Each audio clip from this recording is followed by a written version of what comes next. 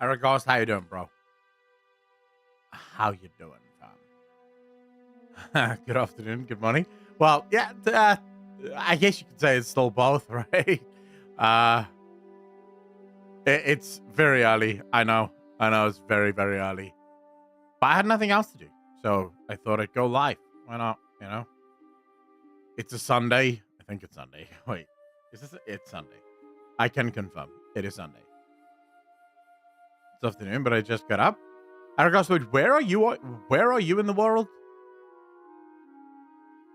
You're not in the US, are you? Because, well, technically, Poland. Yeah, all right. I got up maybe like 2 hours ago. Went to the shop, got myself some coffee, and now I'm live. So, yeah, it's been like literally a morning of me doing absolutely nothing. I've legitimately done nothing.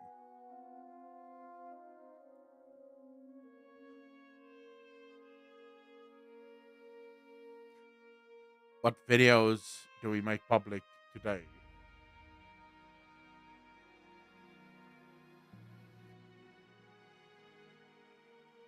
Hmm.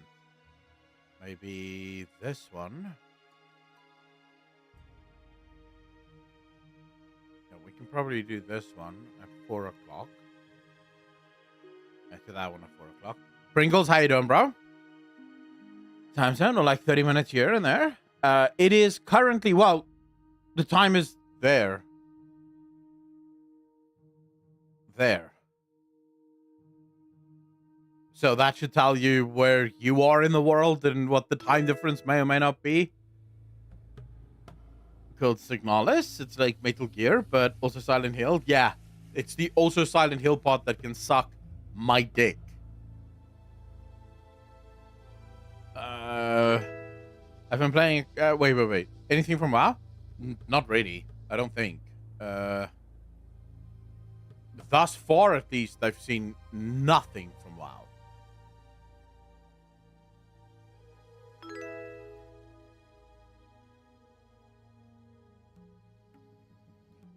Unless I'm missing something, of course. But I don't think I am. It's pretty well. There's not much there at the minute.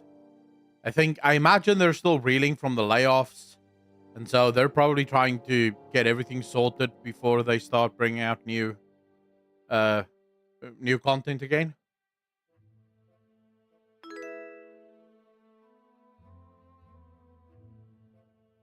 Aragast, I may be old and I may be grown up, but I am still afraid of monsters in video games. They still scare me. I don't like watching it. I don't like scary games. I don't like scary movies. I don't like any of that shit.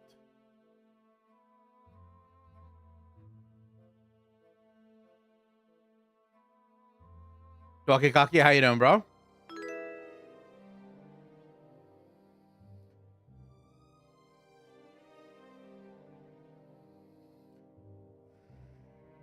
I can't deal with real blood. Can't watch real harm. Fictional, though. Doesn't faze me at all. I can, well, I don't like watching, like, real harm being done. But what I don't like is, like, I don't like scare tactics. You know, like jump scares and stuff. I hate that shit. And I don't like games that make me stressed. I don't want to feel stressed. When I play video games, I'm playing video games because I want to relax. You know, I want to chill. I want to have a good time. I don't like the idea of sitting here and waiting for the next jump scare to happen. Not in movies, not in anything. Like, just get the fuck away from me. I want to relax when I watch movies. I don't want to be, like, waiting for the next scare. Twakikaki, this is true. P. Diddley, how you doing? I like slashers, but I avoid horror movies. There's not many jump scares. Most of it is permanent dread. See, yeah, I wouldn't play that. Like, here's the thing, right? So why do you play video games? To relax and to chill and to, be entertained. Yeah.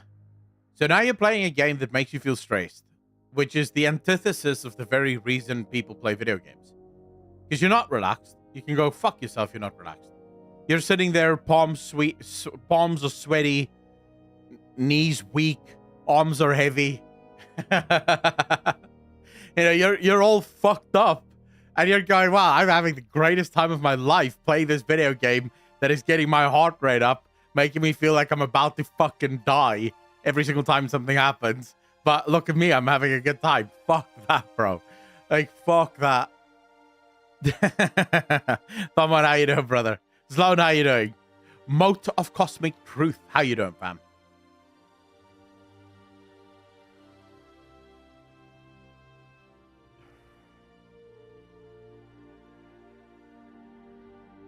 Dude, what is up with Twitter, man? Like, there's just this new thing on Twitter with people asking, like, guys will post CrossFit goals and they'll be like, too much? So, asking, is this girl too well built? Like, does she have too many muscles? What's this trend? Why does this trend exist?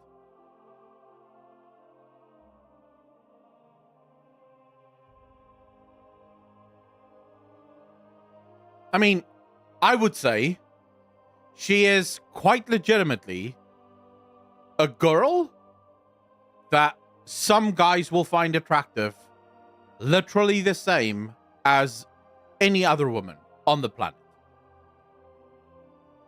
There is, like, every woman you can look at and say, she's a girl that some guys will find attractive.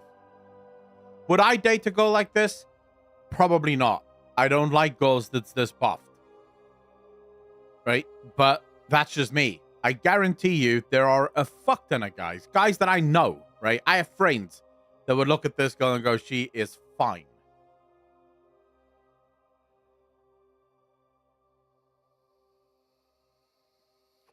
I don't know.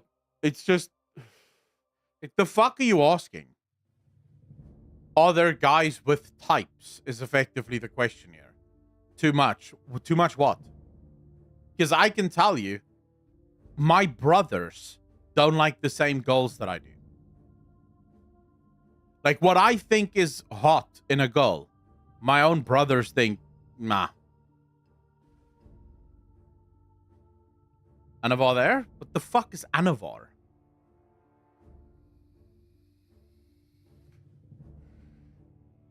Newgash, yeah. I think I've seen her at CrossFit competitions, actually. I don't know what Anavar is.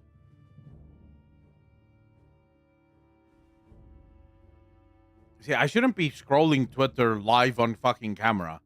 X is not a fucking TOS safe site. I can only show you guys when something good pops up. But you cannot fucking scroll this site anymore on Twitch. You'll get insta-banned. Anavar is a steroid preferred by women?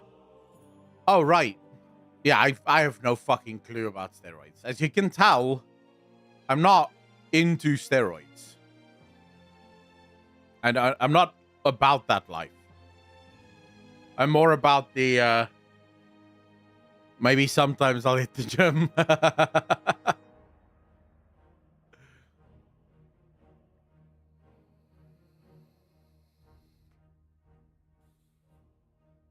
The fuck is this ad?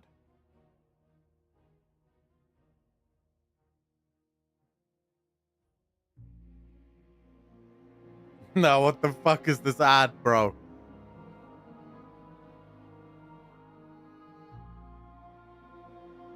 Wait, I don't know what the fuck is going on. Wait, watch this, chat. Just can't show the music. I don't know if it's copyrighted.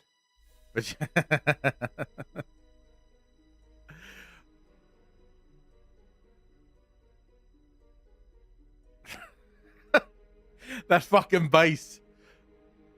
Like, what? When was this ad? Like, how are you getting away with it in the modern era? How are people not losing their minds over this?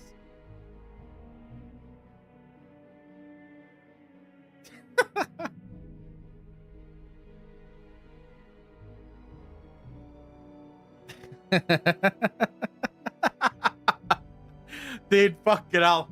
Men are just powerless, dude. It truly is the biggest weakness. What you gonna play tonight, Akko? I have not decided yet. I don't know yet. For now, I'm just having my coffee and chilling with you guys. Maybe later we'll play something. But it really is, Grofar, how you doing, bro? It really is, like, men just have this weakness that you see a beautiful girl, dude, it's like fucking over, man. It is just, I have seen guys in shops when a beautiful girl walks past. Like, just, it's like the entire world melts away and only she exists until you can't see her anymore. Fucking predictable as shit, dude. It's our greatest weakness.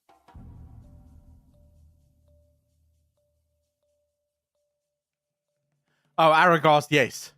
But that's what we would call a highly problematic ad, right? Like, that ad is definitely one of those, whoa, the fuck?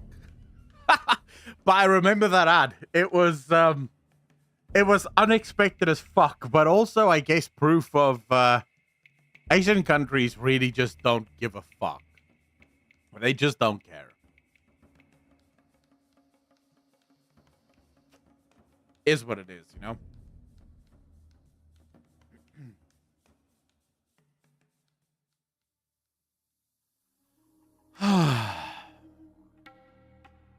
Chat. What are we doing for coffee? We need something to watch while we have coffee. Fuck me. Asmongold actually covered the Genshin Impact bullshit? Nah, fam. Like, I like covering drama, and even I saw the Genshin Impact stuff on X, and I was like, I'm cool. No thanks. I'm good with that fucking bullshit. Like, that is the most cancerous fucking community I have ever seen in my life. Grimfield, how you doing, bro?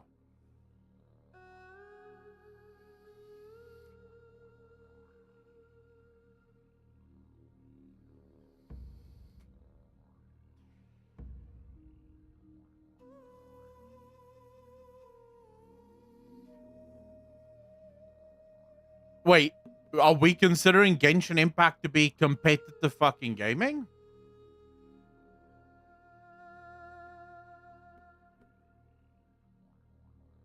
I don't know if I could go with that.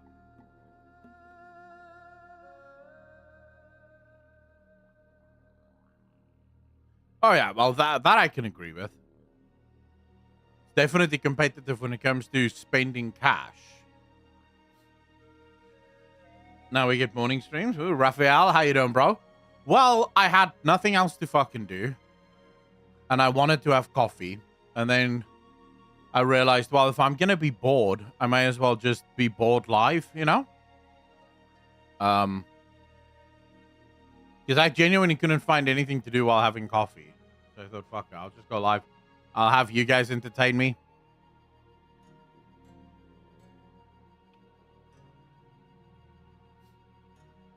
It's still a competition, and that's way worse than competing with skills.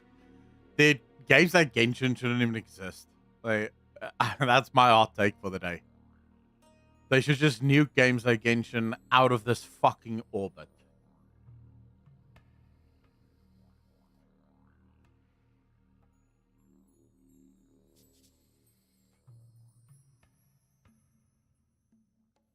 Right, we are here for another episode of The Four Horsemen. If people don't know, just in case you didn't see the last episode, we've changed the format. We don't do that like summoning thing anymore because, believe it or not, the joke being, in the same way as our careers were entirely self-motivated, we can't rely on you to do anything, can we? So we just have to do it all ourselves.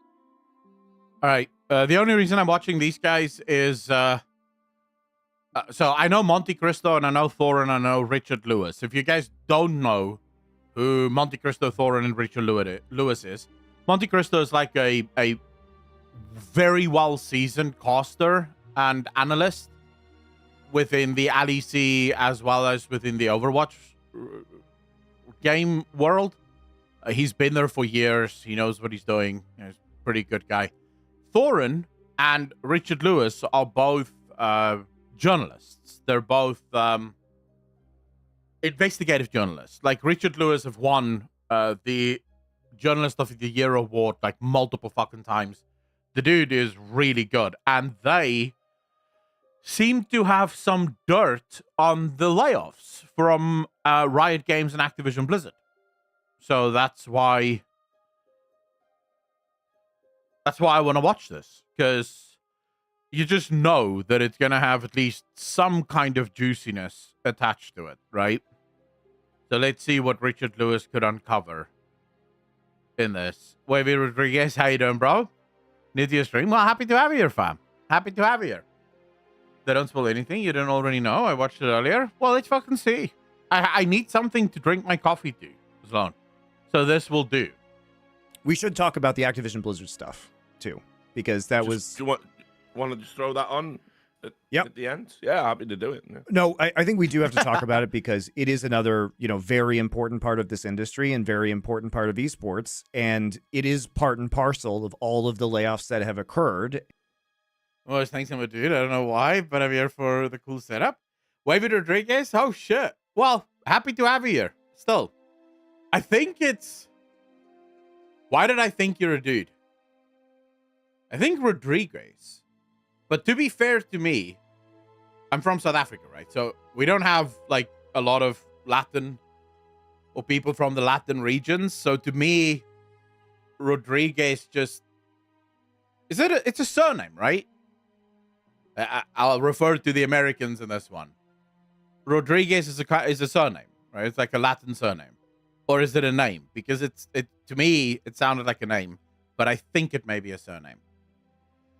Biased, I would like to see Blizzard die first before Pringles. What the? Wait, why do you want Blizzard to just die? Puerto Rican, Cuban, American, and Italian. Hey, I'm German and South African and French a little. So happy to have you here. Bugger Games, how you doing, bro? My name is Kay. Kay, very happy to have you here. And especially as kind of Activision Blizzard tries to transition away from their franchise league, they've already announced their new plans for Overwatch. And that is with the backing of Faceit. Overwatch, the game, is going to be integrated into the Faceit platform. They are now running this. The fuck is Faceit? They're just saying Faceit as if I know what the hell that is. What's Faceit, chat? I didn't even know the Overwatch League was still a thing. They've kept failing. Just by the way, Kay, I'm talking to people on Twitch and YouTube as well. And for those of you, when I'm talking to Kay, Kay is over on Kick. They've kept failing where a normal gaming studio would have closed down. Yeah, but they have the money to burn, bro. Like, just fucking chill out. They've got money, If you want Blizzard to die, you're going to wait a while. Like, the only way Blizzard will die soon is if Microsoft just decides, well, we don't want Blizzard anymore. Then soon, yeah. Otherwise, Blizzard, they've got money to burn, right? They can survive for quite a while before it's going to be tits up for them. So, yeah, I would say you'd have to wait a while for that one. I think the Saudis... Oh, yeah. I heard about the Saudi takeover of fucking esports. It is redonkulous. I've heard about the bullshit. Circuit. The major tournaments are going to be held at DreamHack. Madness with the 4 months part of the DJ Nation. Appreciate you, fam. Thank you, thank you, thank you. And Kay, I don't have subscriptions activated on the channel because South Africa has weird shit, right? Can't really have subscriptions activated because we can't have stake. So just chill, just have fun, Always happy to have people here. We consider D4 a fail, but they made crazy amounts of money with it. Yeah, but look, the way games fail, so the way companies like Blizzard would fail, if we did this, okay? So a company like Blizzard, you have to remember, so for a company like Blizzard, they have a ridiculous, right? And like proper ridiculous amount of fucking money, right? So if you're Blizzard, you are pretty much there, right? So this is about where you are. So now you bring out a game like D4, right? So D4 costs you at least a lot of money, and it isn't the best game out there. But remember, you have, and by the way, so on this side here, we have reputation, we have your, like, the physical, let's say, goodwill that you have for players. So let's do this, right? Let's say,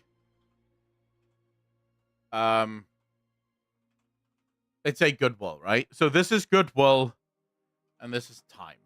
All right. So you have your goodwill over here, and you have your time.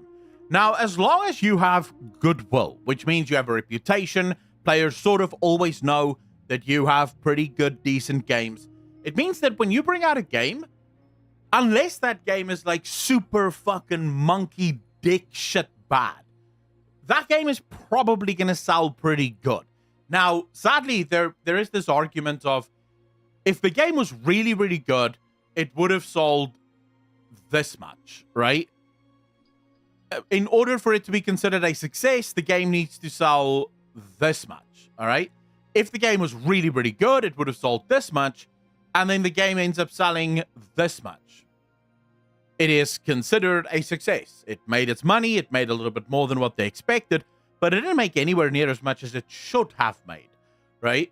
And that, so this is what it could have made over a year. This is for it to break even, and this is what it actually ended up selling. So it looks like a win.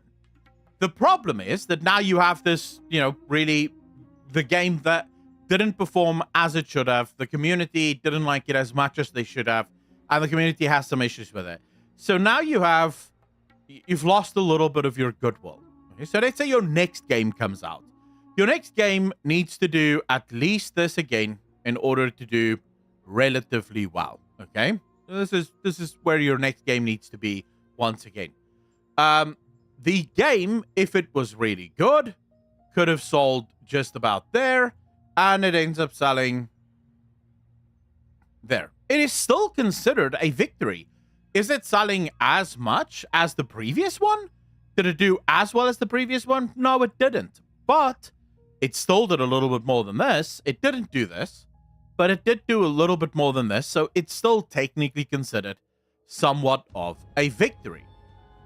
Issue is, because the player base, again, isn't exactly getting what they want, you're losing a little bit more of your, shall we call it, your goodwill. Your reputation is now starting to look a little bad. So now we get to your next game. For your next game, remember what we're talking about here. This is what you should be getting. This is what it should be selling for it to at least be a success. Your next game comes out and it basically breaks even, right? If you're Blizzard, you're going to chalk that up to, well, it happens, sometimes, you can't win them all. Again, for the player base, this isn't considered to be the best game ever. So you're expending a little bit more of your goodwill. Now you keep going with this, and eventually your goodwill looks like this. And now what starts happening is your games start looking a little bit more like this.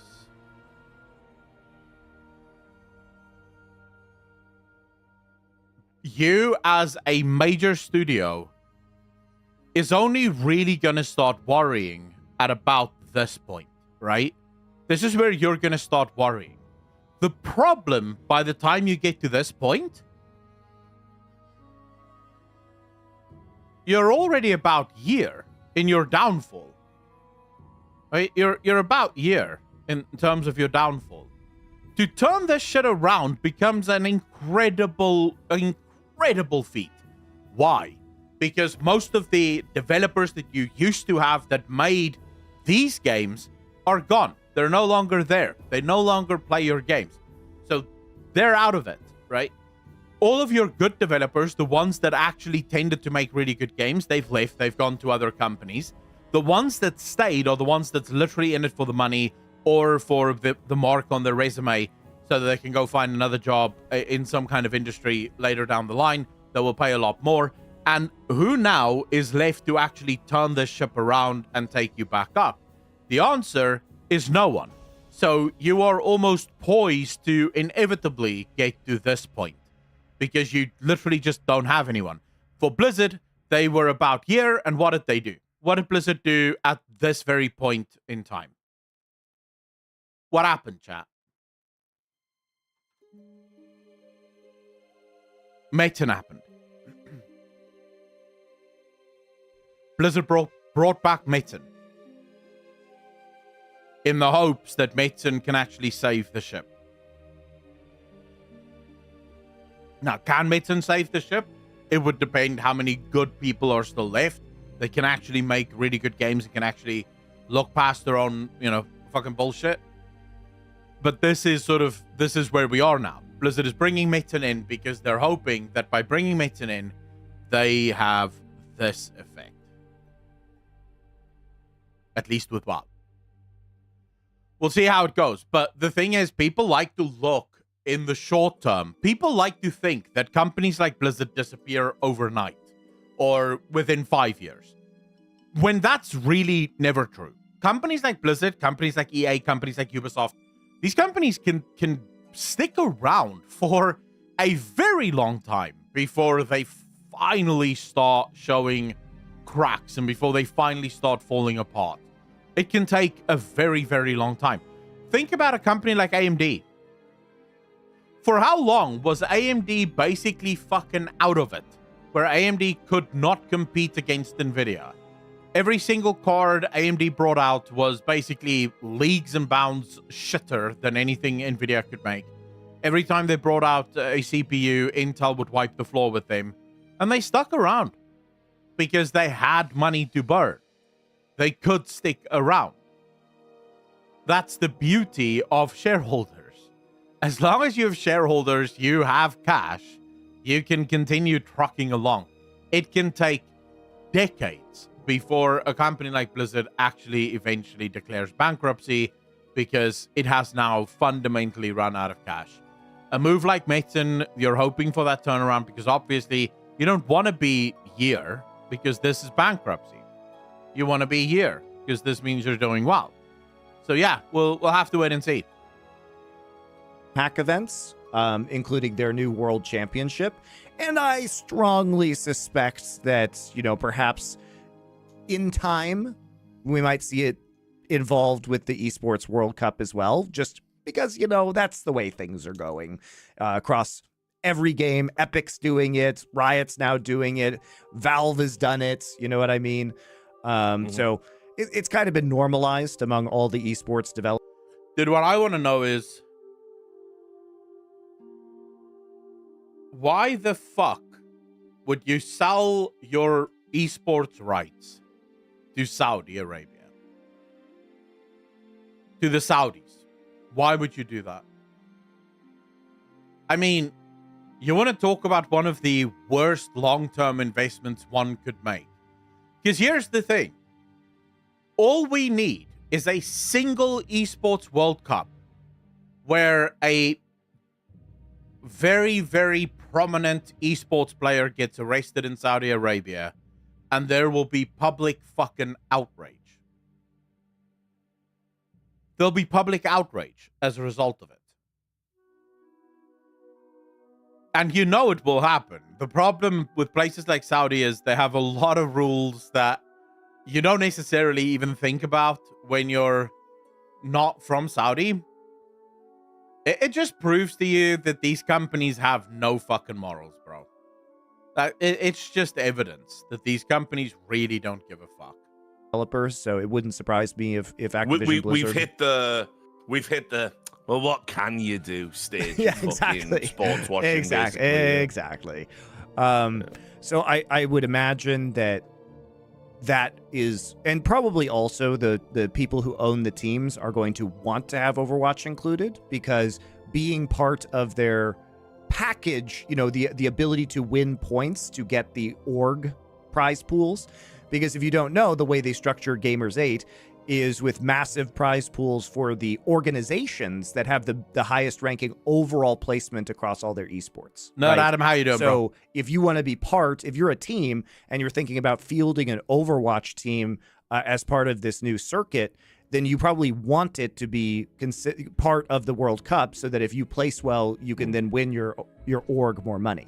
So it's like, basically, guys, it's like if, Team Liquid goes and places like 4th place in Dota and 1st place in League of Legends and 3rd place in Tekken. All of this is accounted for, and then the orgs that do the best are ranked across all the different games, and you get millions of dollars. So it's a huge motivation for the orgs. All right. So that's why I would be surprised if the teams themselves would have not pushed for this to occur. With this additional stipend program that they announced today, I revealed it was coming on an episode of the Esports Gospel a few weeks ago. I would have written something up, but it was like everyone was giving me garbled details, and it just wasn't quite it just wasn't solid enough to commit to a journalistic piece, because the numbers were coming back all different and garbled, which suggests to me some, all animals are equal, but some are more equal than others kind of thing going on behind the scenes.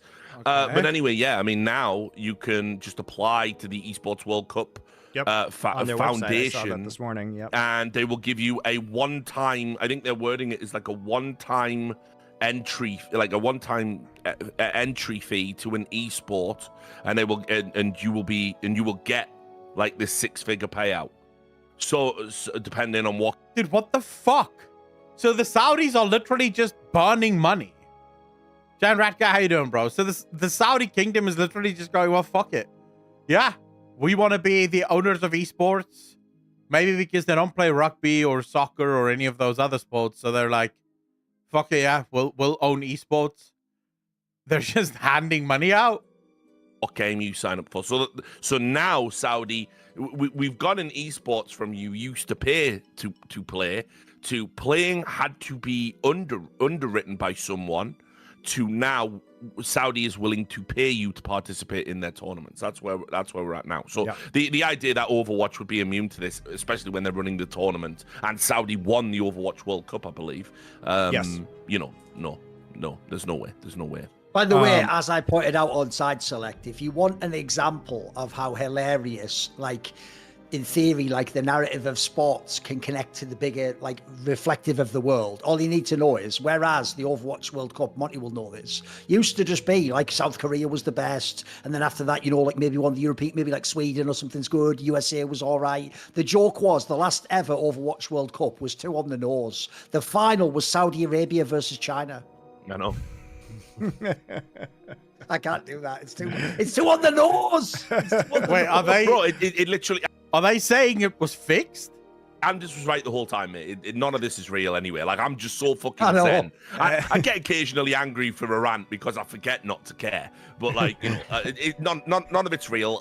God is a supercomputer. I am an algorithm. None of you exist. I am just experiencing completely fake, made-up things to feed data back into the supercomputer. Then my algorithm will self-terminate and probably restart with a new algorithm in a new reality. So that's where I'm at, by the way. So, yeah, I'm zen as What's mad about that was actually like a 30-second, really concise version of that whole architect speech from the second Matrix movie. Again, as I've said on Foreplay, we should just be script doctors, mate. Oh, you know what I mean? So what happened with Activision Blizzard is, they announced this new circuit, and then conveniently, immediately after they announce it, here come the layoffs, and all the talent are let go who are full-time employees. This includes, friends and colleagues of mine like Zoe and Mr. X. So very sad to see that happen, especially because Mr. X he was still casting, but he had also transitioned into a role of managing Overwatch League, and presumably was part of the conversations about transitioning from Overwatch League into this new project. and then once it's completed, he is let go. Yeah, but I mean, that's the same thing with Mike Ybarra. Mike Ybarra said straight up that he will not be leaving Blizzard. They will have to drag him out. And as soon as the acquisition is done, we find out, no, never mind. He is indeed fucking gone. It's the exact same thing. Yep. You know, and it obviously went deeper into the actual dev teams as well, because Blizzard had massive cuts after the Activision merger, which, by the way, guys, is so expected. Like, the writing was on the wall when the merger was approved that there was going to be some, you know, deduping in the system, right? There's going to be job redundancies. And not only that, but they're going to seriously look at these companies with a fresh eye and fresh goals and see what's going on. So in case you guys didn't know, they sacked the entire Blizzard survival game, which had been announced, and sacked the entire team associated with that, which is quite surprising. I guess the development for that game must not have been going well.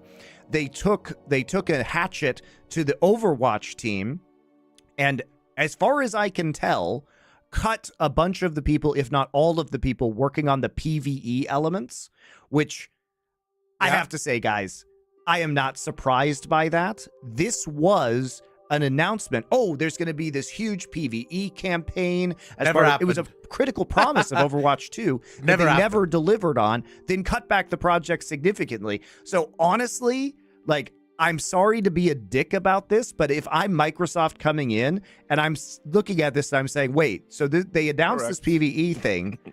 Where is the PvE thing?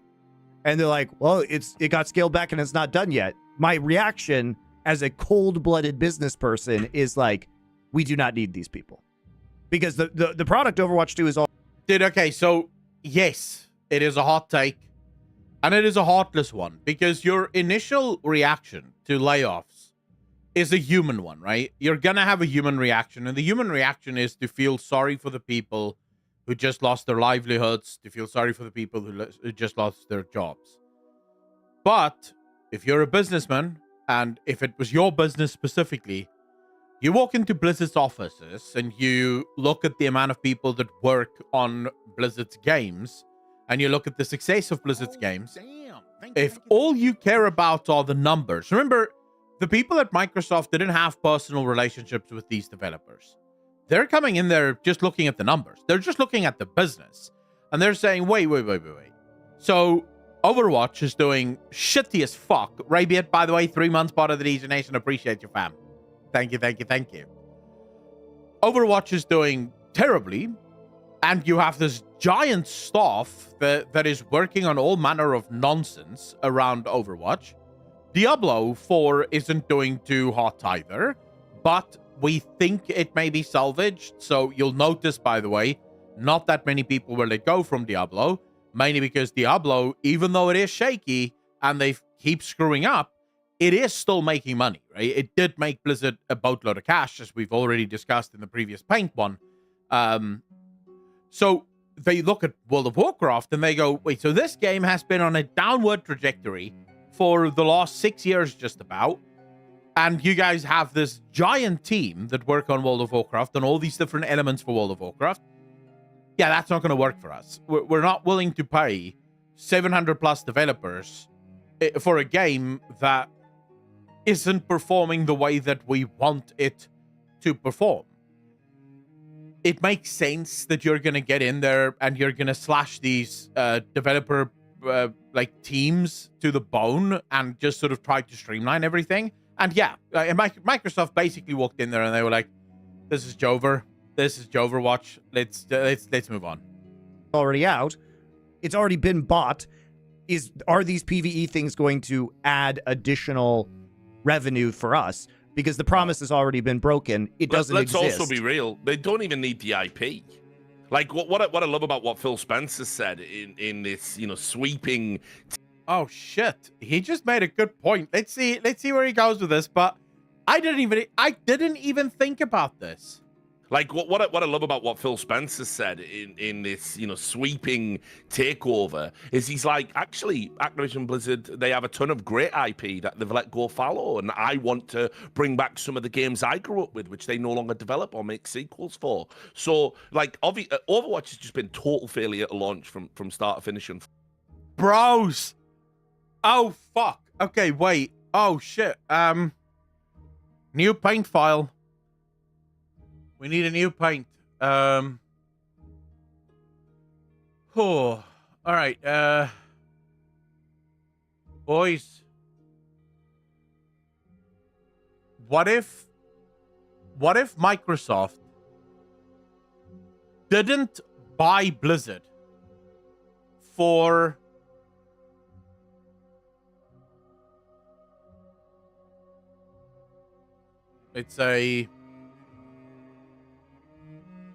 you have WoW, you have Diablo, you have Overwatch, and you have Hearthstone. Right? So, what if Microsoft didn't buy Blizzard for those games, but instead wanted Blizzard for Warcraft,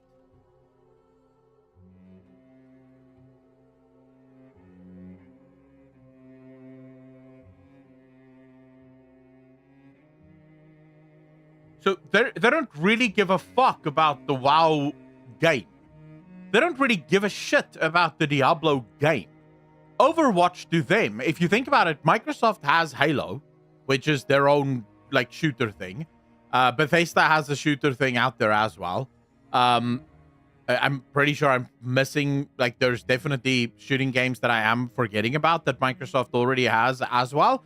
And Hearthstone is a card game. Blizzard will probably leave it. What if what Microsoft was interested in is the IPs of Warcraft, Diablo, and StarCraft? Remember that under the Microsoft umbrella,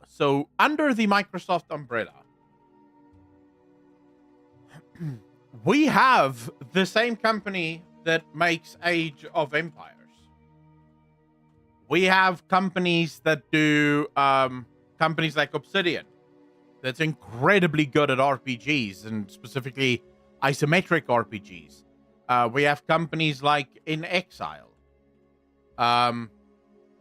Who else?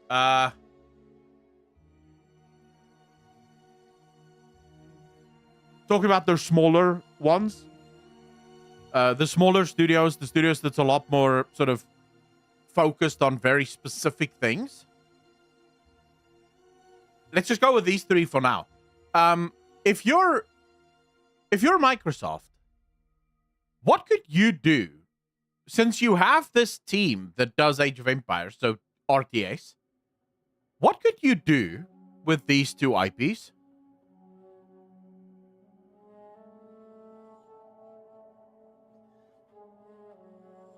Dude, you could have a fucking field day with these two IPs.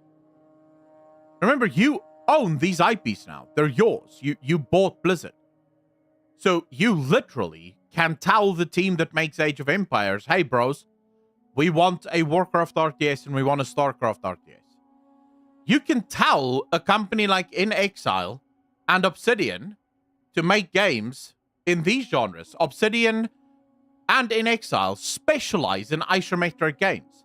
StarCraft will make for a wonderful isometric RPG. Diablo will make for a wonderful isometric RPG. And you have teams that specialize in these IPs. Like, these are the games they make. This is the genres that they do. This is all they do.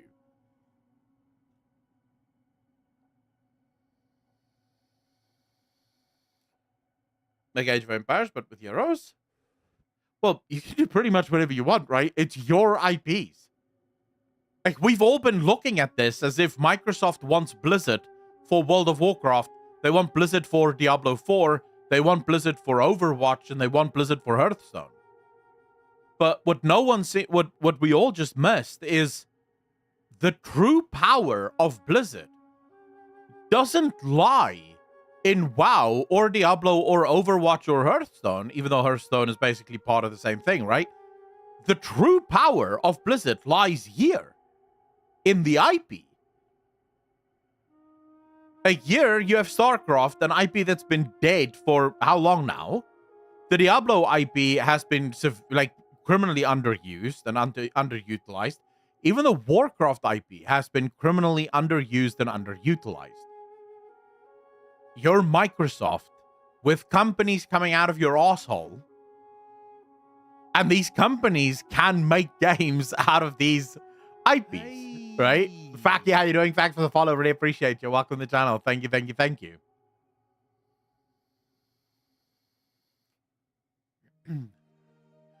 Companies like In Exile and companies like Obsidian would not need Steve Denuser.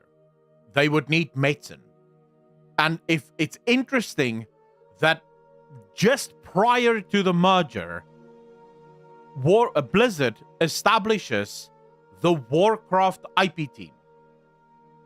Like, literally prior to the merger, we have the Warcraft IP team that's established. What does an IP team do, chat? What exactly is the job of an IP team? Raybeard, by the way, thank you so much for the community sub. Did really appreciate that. Hearts in chat, ladies and gentlemen. Hearts in chat. IP teams grant IP rights. They control IP storytelling and control universes. This is what IP teams do. Their job, let's say, for example, In Exile decides that they want to make Warcraft isometric RPG, right? RPG. In Exile would need to speak to Blizzard's Warcraft team so that the Warcraft team can tell them, all right, you can get the IP because technically you own the IP because Microsoft owns you. You want to make this game. We just need to make sure that this game slots in with the other games that we're making. So we need to make sure that the universe makes sense, right? Once you're making this game so that everything is actually lore-wise working out the way that it should work. So you can very easily see that Microsoft couldn't care less about the actual games Blizzard make. For them, it's this. It's this. It's what they want. They want the IPs because they have studios that would do wonders with these IPs.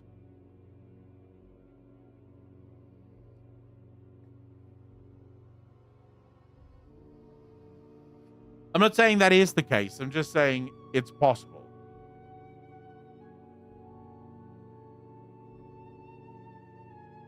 Fortunately, yeah, because remember, the development cycle of Overwatch was that it was supposed to be an MMO called Titan. Well, yeah. Well, Bob, look, this is what happens. Bobby, as I said, I was saying it yesterday on stream. Bobby Kotick saw his first gacha game, right? And he couldn't believe it. He's like, what? So they pay, but they're playing the game, but they pay all the time, and all the content is paywalled, and addicts are just pumping money in to buy this fake currency, and so it's just a continuous, ever since they bought Candy Crush, basically, ever since they bought King, he got obsessed. King makes an outrageous amount of money, by the way, way more than Blizzard. But every quarterly financial report, everyone else is like, they're always like trying to fudge the numbers, like, well, Overwatch players are down, but we have released a DLC when it comes to the King part. Yep, Straight Fire, which is money on tap, right? So, dude, I think people don't even know. I've said this before. Microsoft, right? Microsoft did not buy Activision. Like, this is what I described here is an afterthought. So Microsoft did not buy Activision Blizzard for Activision or for Blizzard. They bought it for King. Here's the thing. Microsoft make their own first-person shooters. They don't need Activision's first-person shooters. Not really. Call of Duty has been on a downward spiral for quite some time now. They don't really need Activision's IP that much. Blizzard has been, let's say, iffy, right? It goes sort of up and down. But again, Microsoft have their own games in these genres, in almost every single one of these genres, except, of course, for MMO. Well, they have an MMO. They have Elder Scrolls Online. So technically speaking, they don't need another MMO, even though they just acquired the largest MMO in the gaming industry. What is far more profitable, because, okay, so in order for you to understand this, you have to understand Microsoft's business model. It's very, very important that you understand how Microsoft's business model operates. All right, so all other companies, so let's just do AAA studios, right? So AAA studios effectively operate as follows. They will do 1 to 2 games every, let's say, every 5 years. And that's being fucking generous, okay? So the idea behind this 1 to 2 games every 5 years, every game has to make... Every game has to make effectively, let's say 25 to 30%. 25 to 30% of the overall revenue of the company for the company to actually be profitable. Because if the game doesn't at least make 20 to 25% of the overall revenue of the company, then that's a lot of time that you've wasted, because you're a AAA studio. You can't bring out games, like really good games, every single year, unless you do what EA and Activision did, which was basically just regurgitate the same game over and over and over again, right? So this is the normal life cycle for a AAA studio. But if you're Microsoft, right? So if you're Microsoft, let's do this, right? So how does Microsoft's business model work? Game Pass. Game Pass is a subscription service. How do subscription services make money? Retention. It doesn't matter, like, how many games, how much money one game makes. That's irrelevant. What matters is that you have constant flow to spark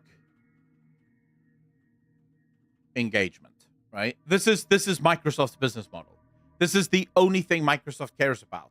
They need all of their studios, like however many fucking studios they have under them, to at least each of them make one game or 2 games a year, right? So out of their myriad of studios, and we're now probably in the 10s, if not 20s of studios that Microsoft owns, out of all of these studios, they need 1 or 2 of them to make a game every single year, right? That keeps the constant flow alive and well, right? So it keeps constant flow and it sparks engagement, which means I am retaining players, which means I keep getting my $15 a month, right?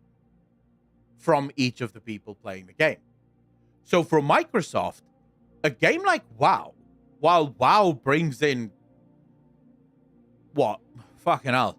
I would say probably like 50% of Blizzard's overall revenue comes from WoW. Microsoft doesn't really need that. It's nice. It's a nice to have. But WoW has a cap, as we've seen. There's only so much money WoW can really make. It takes a long time to develop MMOs. And MMOs tend to be, well, they're good for retention of WoW, but they're not great for retention for Game Pass, right? Like, WoW isn't going to do much for the retention of Game Pass. And you could say, well, they could put WoW on the Game Pass, but then you're saying, well, they're already getting 15 USD a month for Game Pass. If they put WoW on the Game Pass, they lose the 15 USD from WoW, but now they're making the 15 USD on Game Pass. Like, I mean, sure, it doesn't make a lot of sense, right? It just sort of falls apart at the seams, I guess you could say. So I would argue, from their perspective, the IPs is worth far more than the actual games. At least from what I can tell in how Microsoft's business models work and what Microsoft ultimately wants to achieve. We know Phil Spencer is on record with saying that the future of video games is Game Pass. Phil Spencer, his own words, the future of Microsoft gaming is Game Pass. He's betting everything on Game Pass. He believes that he can make Game Pass the most successful business venture of Microsoft. WoW doesn't help him do that. Diablo doesn't help him do that. What helps him do that is those IPs. Because while WoW can only bring out a new expansion every 2 years, the WoW IP, or the Warcraft IP, can bring out a new RTS game, well, pretty much every year. If you have different studios working on it, right? And that's ultimately where we are now. What do you look for in a man? Nothing. Lady. No, what do you look for? Microsoft gets shitloads of money from their cloud platform. Yeah, of course, right? Microsoft does get a shit ton from their cloud gaming as well. But we know that Game Pass is their focus. That's where they think most of their money is going to be made. Like, they believe this is where most of their money is going to come from. It's definitely going to play, I guess, it remains to be seen. Like, maybe I'm completely wrong about this, but to me, this makes fundamental sense. There's a logic to it that I can understand, and it makes the acquisition make a lot more sense. Because if all you really gave a shit about was King, I'm certain you could have made a play for it, right? And if all you really only cared about was King, you could have literally finished the acquisition and then instantly just liquidate Activision and Blizzard, right? Just sell them off for parts. Because you don't really give a fuck about those two companies. You just wanted King. The fact that they've moved in, they've laid off a bunch of people at Activision and a bunch of people at Blizzard suggests to me, and then you have the establishment of the Warcraft IP team, this suggests to me that they have plans. The plans just don't include the games that Blizzard is currently making. So anyway, ever since that happened, Bobby Kotick has wanted to shoehorn those mechanics into every single game. And when loot crates started getting regulated, fuck it, turn on the battle passes. It's the exact same thing. Sometimes even in these battle passes, it opens a virtual crate. Like, it's so ridiculous that doesn't even fall under the purview of the loot crate things. But ever since that happened, everybody had to toe the line of Bobby Kotick. He would say two things. He even said publicly, I believe, that we are now a mobile games company, which, you know, think about the games Blizzard have made historically and Activision have made historically. And for him to say that is just like, it makes you want to... The levels of contempt that I have for Bobby Kotick cannot be stated without me getting banned from Twitch. YouTube and Twitch would ban me if I were to go in detail with what I think about Bobby Kotick. Vomit, right? But anyway, he started then wanting to push all these mechanics in. So people worked on these games and had to do whatever Bobby Kotick wants. And no community was hurt more by this than the Overwatch community. First, they get a sequel, right, that nobody needs or wants. It's only been like 5 years, right? It's just a graphical update. And then they promise you can have cross-platform play, right? But then they don't. They just switch off their Overwatch 1 servers. Lol, just kidding. Buy this new game. But don't worry, you are getting all that sick PvE content. Then because they have to rush the development of Overwatch 2 out to try and save Bobby Kotick's fever dream of the Overwatch League, right? They think it'll give renewed interest and a shot in the arm. They stopped developing the content for the casual players, the PvE content, which, by the way, they had tons of stuff left over from the Titan development cycle or whatever. Dude, I want to know if there is some kind of class action lawsuit that could be brought against Activision Blizzard and Bobby Kotick specifically for Overwatch. I mean, Overwatch 2 was so blatantly false advertising. Like, so blatantly false advertising. When you think about why we were given Overwatch 2, what we were told about Overwatch 2 and why they had to make Overwatch 2 because Overwatch 1 wouldn't work. First, it was going to be this massive graphical update. It's not that massive, but, you know, it could have been a patch, so it is what it is. And then we were told that the reason they had to do this was the structure was going to change completely because they were going to hone in on PvE. That was their big thing. It was going to be all about the PvE. In fact, Overwatch 2 wasn't really even Overwatch 2 because it was basically for PvE. That's why they had to push this new thing. Because Overwatch 1 was really just for PvP, and because they wanted to bring in this massive PvE thing, they needed to bring out Overwatch 2. And then they slashed the PvE. And now Activision buys Blizzard, and they completely cancel the PvE. Like, even the watered-down bullshit PvE that Overwatch was going to bring just got fucking nuked as well. So effectively, Overwatch 2 now really is Overwatch 1 with a graphical update. Like, genuinely speaking, it's the exact same game. And what I would like to know is why have I not been refunded? Because for those of you that didn't know, Overwatch 1 was a game that you had to buy. Like, you had to buy that shit. It wasn't for free. Like, unlike most other games, it was buy to play. I bought that game. Then the game got nuked out of existence, only to bring out Overwatch 2, and none of the fucking promises that you made for Overwatch 2 even remotely came true. There must be some kind of class action lawsuit somewhere in there. I'm just not sure how American law works, but yeah. In South Africa, there's no such thing as a class action lawsuit, not really. So, it'd be very weird if it was in South Africa. But to get rid of they for said what sorry. For what it's worth, Richard, I did hear that the PvE side of it was not good and was kind of a mess. I mean, it doesn't matter. If you promise me an apple, right? Maybe I can be upset there's a fucking worm in it, but give me an apple, you cunt. Sure. You know what I mean? Like, so anyway, then they said sorry, we're gonna have to scrap it. It doesn't. No, I wouldn't use that example, but I do agree with Richard in principle. If you promised me PvE and it turns out the PvE sucks, you fucked up by promising me PvE before you even knew that you could deliver on the PvE. That's where your fuck up came. You sold me a product on false claims. You had no idea at the time of promising me that PvE would come to the game whether or not you could even. And what makes it worse is this isn't the first time you tried to get PvE into the game. In fact, it's the third time you tried to bring PvE into the game. The previous 2 times failed fucking miserably. In fact, one of them took 9 years for you to realize, shit, this does not work, right? So you kind of knew beforehand that there was like at least a 60% chance that this shit wasn't going to work.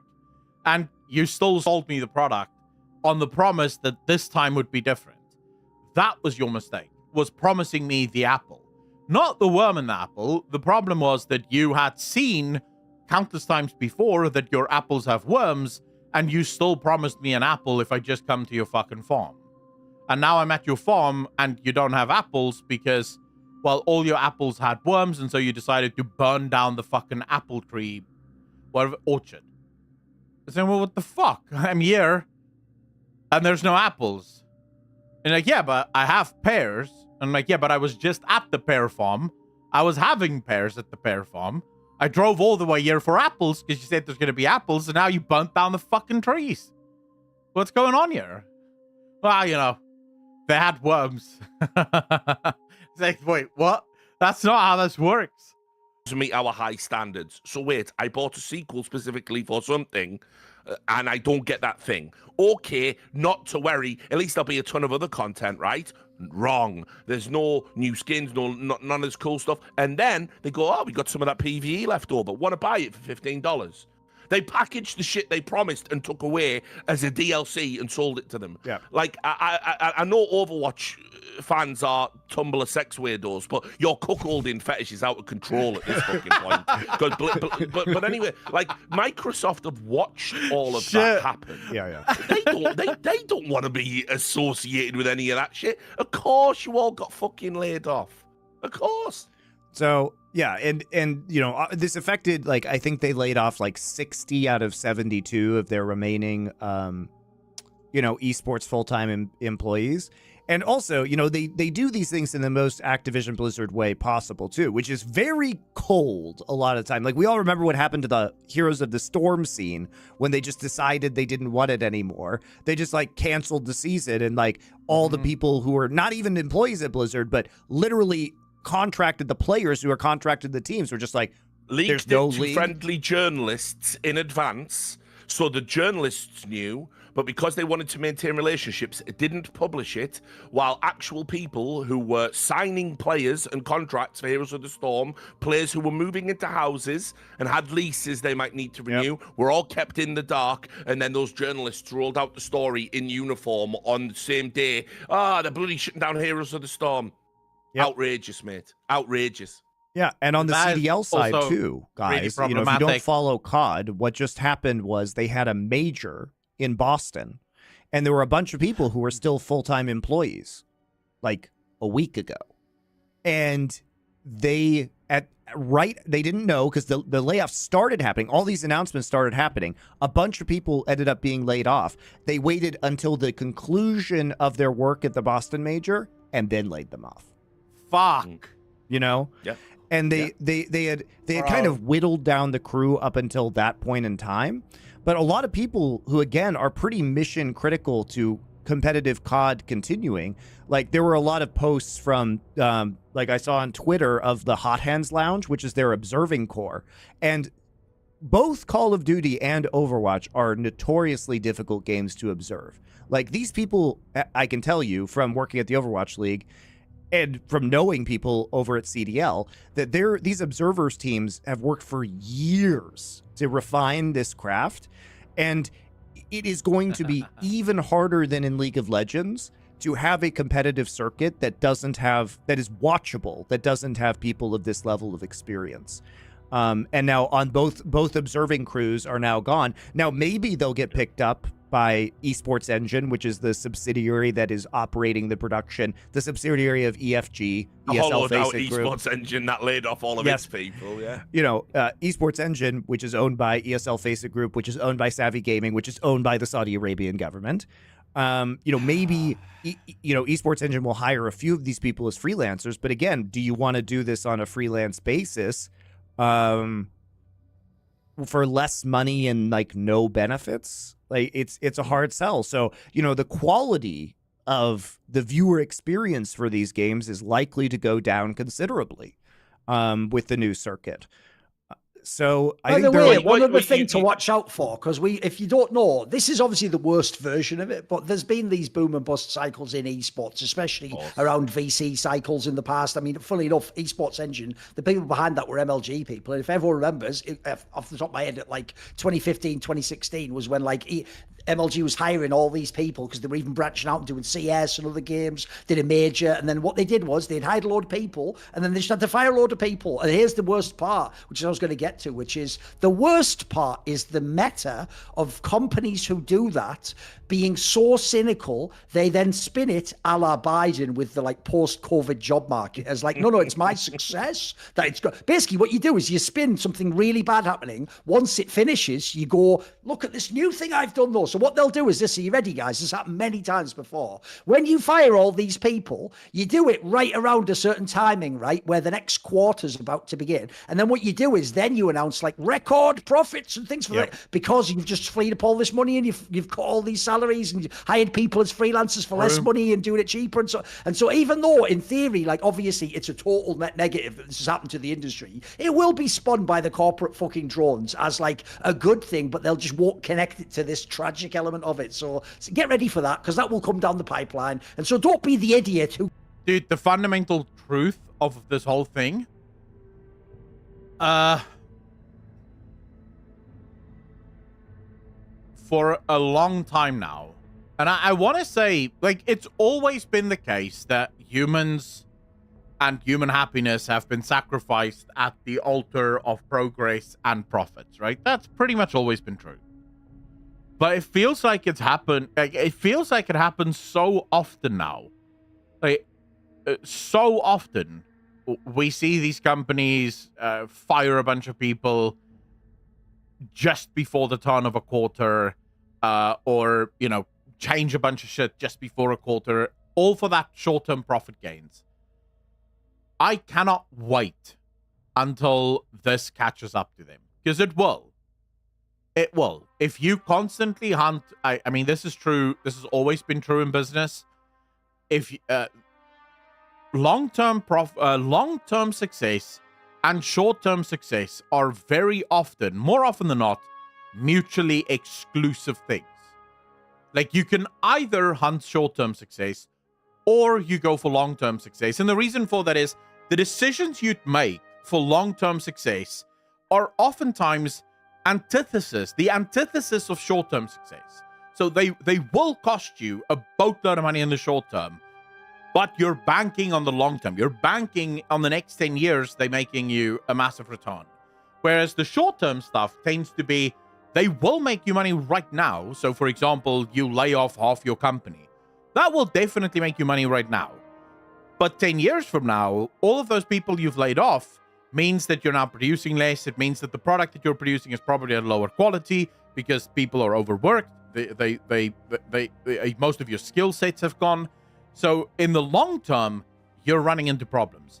I cannot wait when the long-term repercussions of their short-term mindsets come to fucking haunt them, because you know it will. Anyway, I just wanted to see if they had anything cool to say about Blizzard. Seems like most of the stuff, you were right though, Sloan. It was most of the stuff that we already knew. Although Richard did reveal something rather fucking interesting.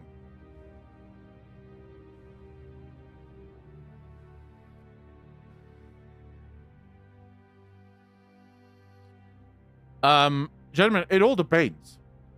Because again, it would depend. Like, I'm not comfortable making predictions on exactly what the short or the long term implications of any specific hire is going to be, because medicine alone isn't enough to confirm or sort of disprove long-term success. Medicine is a good start, and Medicine has proven himself time and time again to be really good at writing these overarching storylines that can just continue for years and years and years. But Medicine in the past has always had a phenomenal team around him that would help him do this.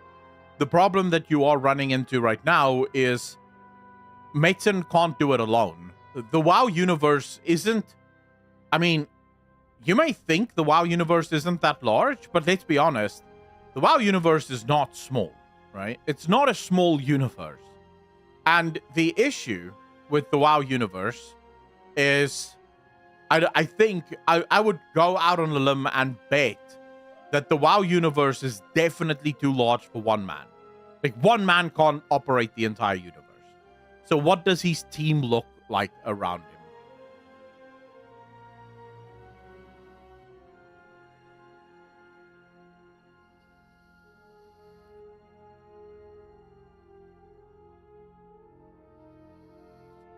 The newser is there to help. Fuck, mate. Mate. You guys will notice that we haven't heard a peep from the newser since this whole thing started. Like, either that man is fucking in hiding. Like, thus far he's realized that no one at Microsoft has noticed him, and he's not about to fucking change that. Like, he's like, he comes into work with like glasses and a hat on and a fucking trench coat, like pulled up right to the side of his face, so no one knows what he looks like, because he doesn't want to be fucking spot. Or they've already moved him somewhere else, because you'll notice he hasn't said jack shit since this whole thing started. Like, not a peep.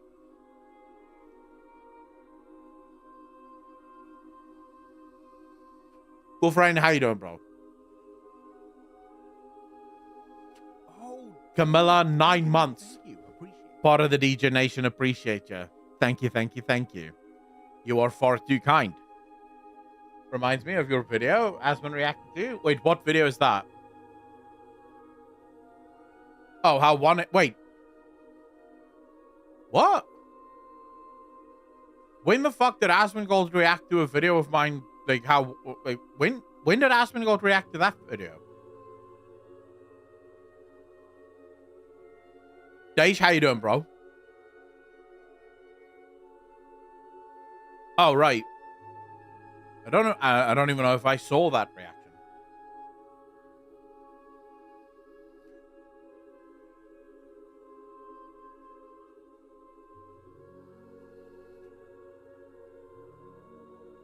Maybe I did watch it. I mean, I can't fucking remember. I don't know if you guys saw. I'm trying to see if I can find it on Twitter, but there's a new thing that everyone's outraged by. Oh,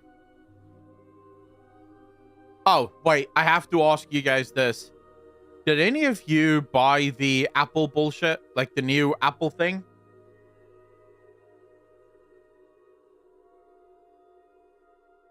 I can't remember what it's called, but the glasses headset thing, whatever the fuck it is.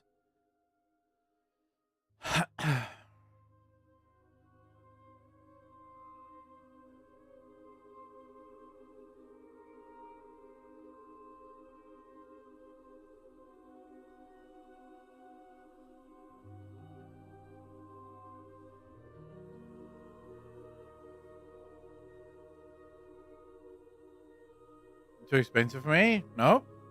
The Vision Bullcrap Pro, Evangar, exactly that one.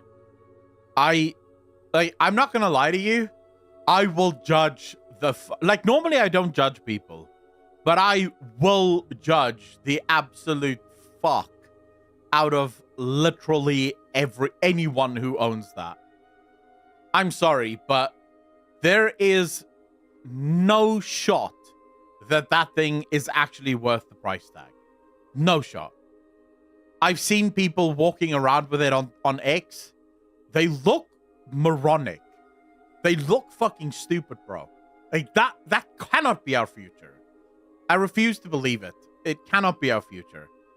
But I want to see... what was that called again?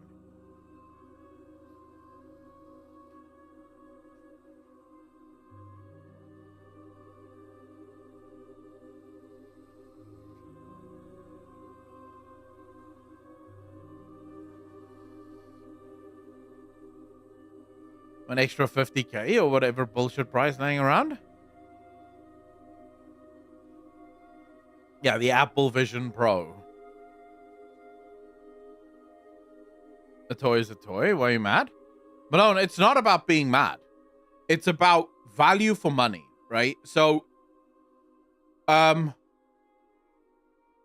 lot of people love to complain about society, about how obscenely rich CEOs are, and how the government needs to stop CEOs from being this rich.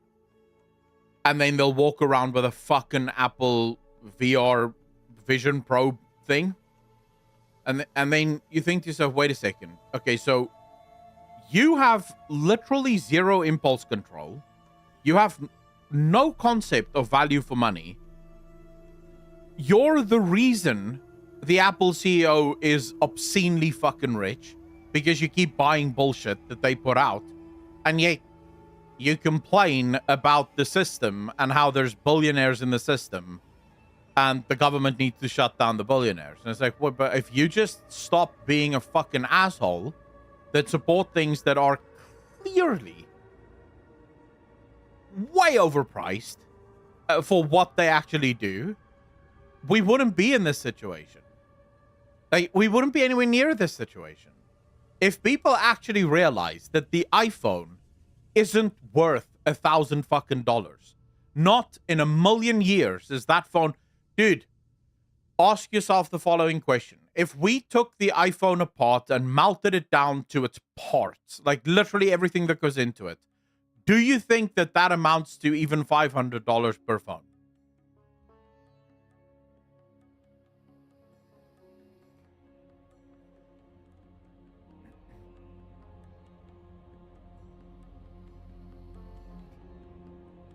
I would be surprised if it's $200, $300, but let's say it is $200, $300 for all of its parts. If you then included R&D, because that is a huge portion of it, yeah, maybe you get to $500. So then you include a normal fucking, 20, 25% profit. You're not at $1,000. So how the fuck did you get to $1,000? How did you get to $1,000? You got to $1,000 because the vast majority of the people will buy it because it has an Apple logo on it. Right? They will buy it because the Apple logo is there. Same with Samsung. By the way, I'm not for a second here suggesting Apple is worse than Samsung. It's just that most people don't stand in fucking lines and lines and lines and lines to buy a Samsung, right? Most people just buy the Samsung when it comes out. Apple has this whole culture around it. Since I value my money, but I don't mind others. Malone, I don't mind if you buy it. What I mind is if you buy it and then you preach to everyone else how the world is unfair, and you then demand that the government make the world more fair, even though you're the reason the world isn't fucking fair. That's when I say, well, wait, what? That makes no fucking sense. What are you doing?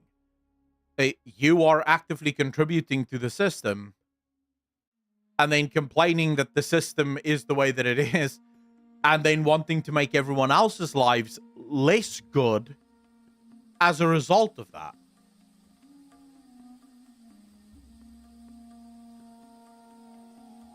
Amelia, that's true, yes. It's also, as soon as you talk about iPhone, the iPhone crowd, the Apple crowd loses their minds.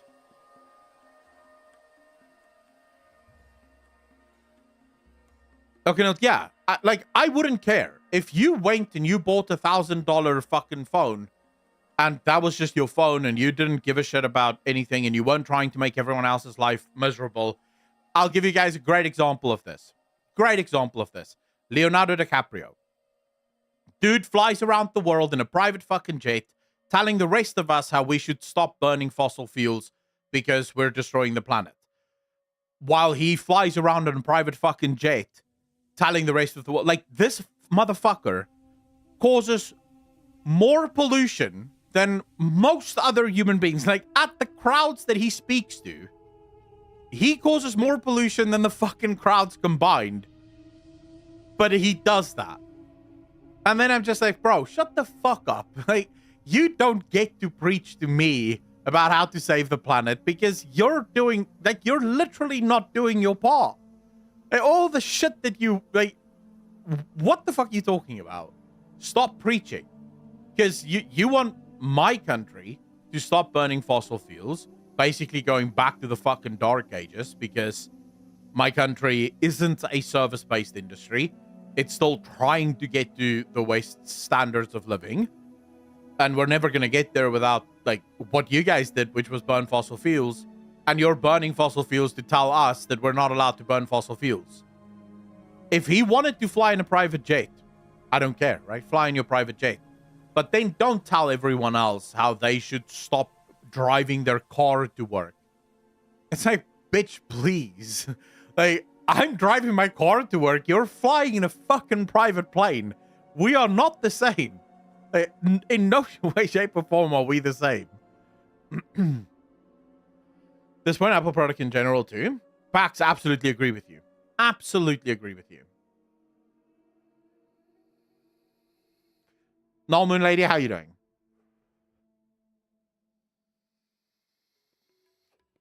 I'm trying to find this fucking outrage about this new Asian game. Is it called Stellar? I think it's called Stellar Blade or some shit. Is it called Stellar Blade? What's it called again? Oh yeah, this is the one.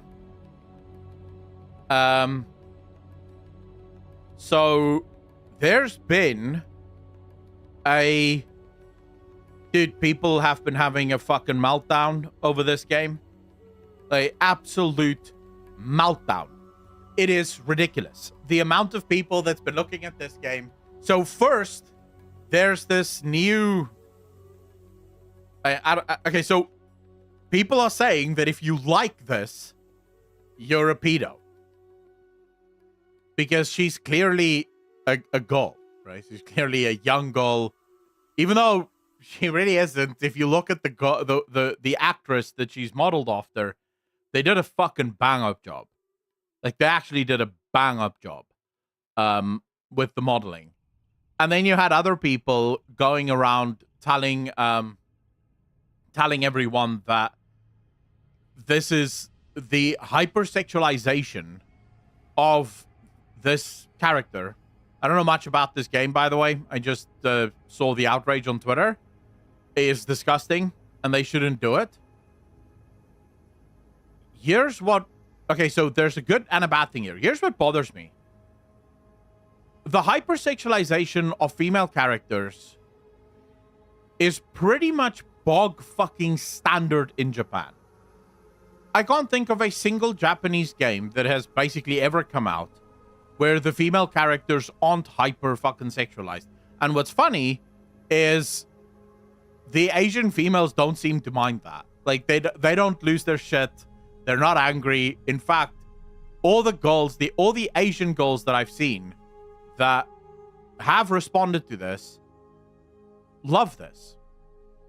They love it. They think it's super cute and they can't wait to play the game. Again, don't know much about the game, but, you know. Yeah, Koreans as well. I'm sure Korea and Japan have the same sort of... I've heard Korean society have the same kind of hypersexualization stuff that goes on, and girls do it to themselves in Korea as well. It's just something that they do. It's a fucking superpower that girls have, so why not do it? But I just don't understand. Why is the West so against sexy female characters in video games? Like, what is the problem with the West? Why are women in video games not allowed to be hot?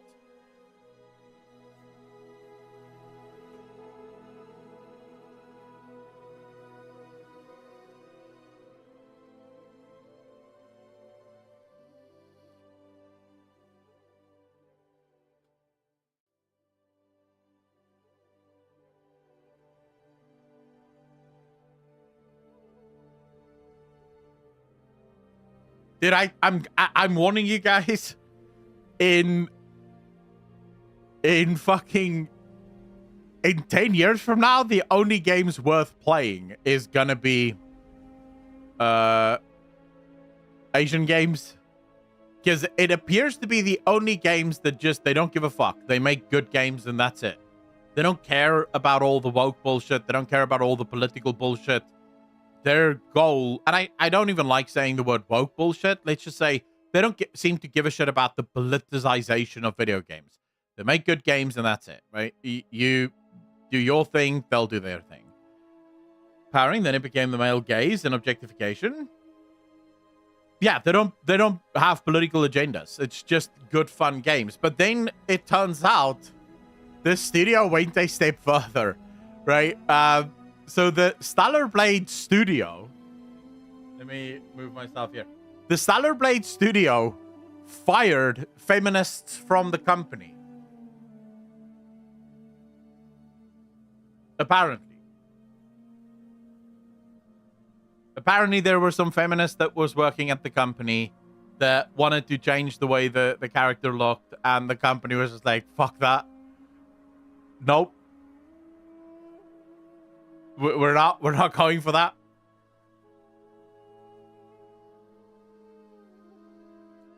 But Aragos, here's my problem with that thinking. The girls that I know, right, that play video games, and I know quite a few, dude, go out of their way to make their characters look as sexy as humanly fucking possible. If they had the ability in World of Warcraft to increase their boobs and add jiggle physics, the girls would fucking do it, bro.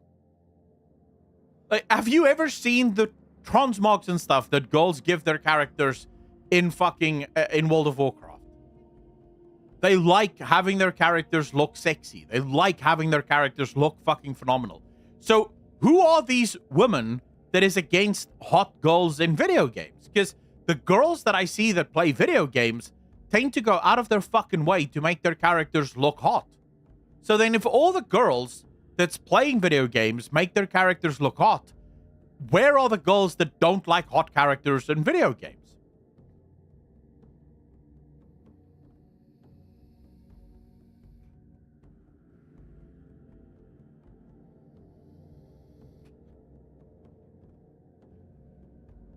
Will be the sexier X-Marks or glamours?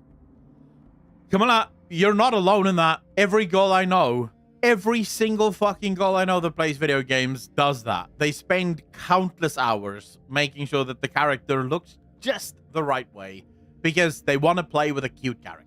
They want to make sure that they're in Baldur's Gate. Look at the amount of girls that play Baldur's Gate that spend fucking hours making sure that their Tav looks perfect. Right? And I'm just like, okay, so who are these women that don't like cute characters?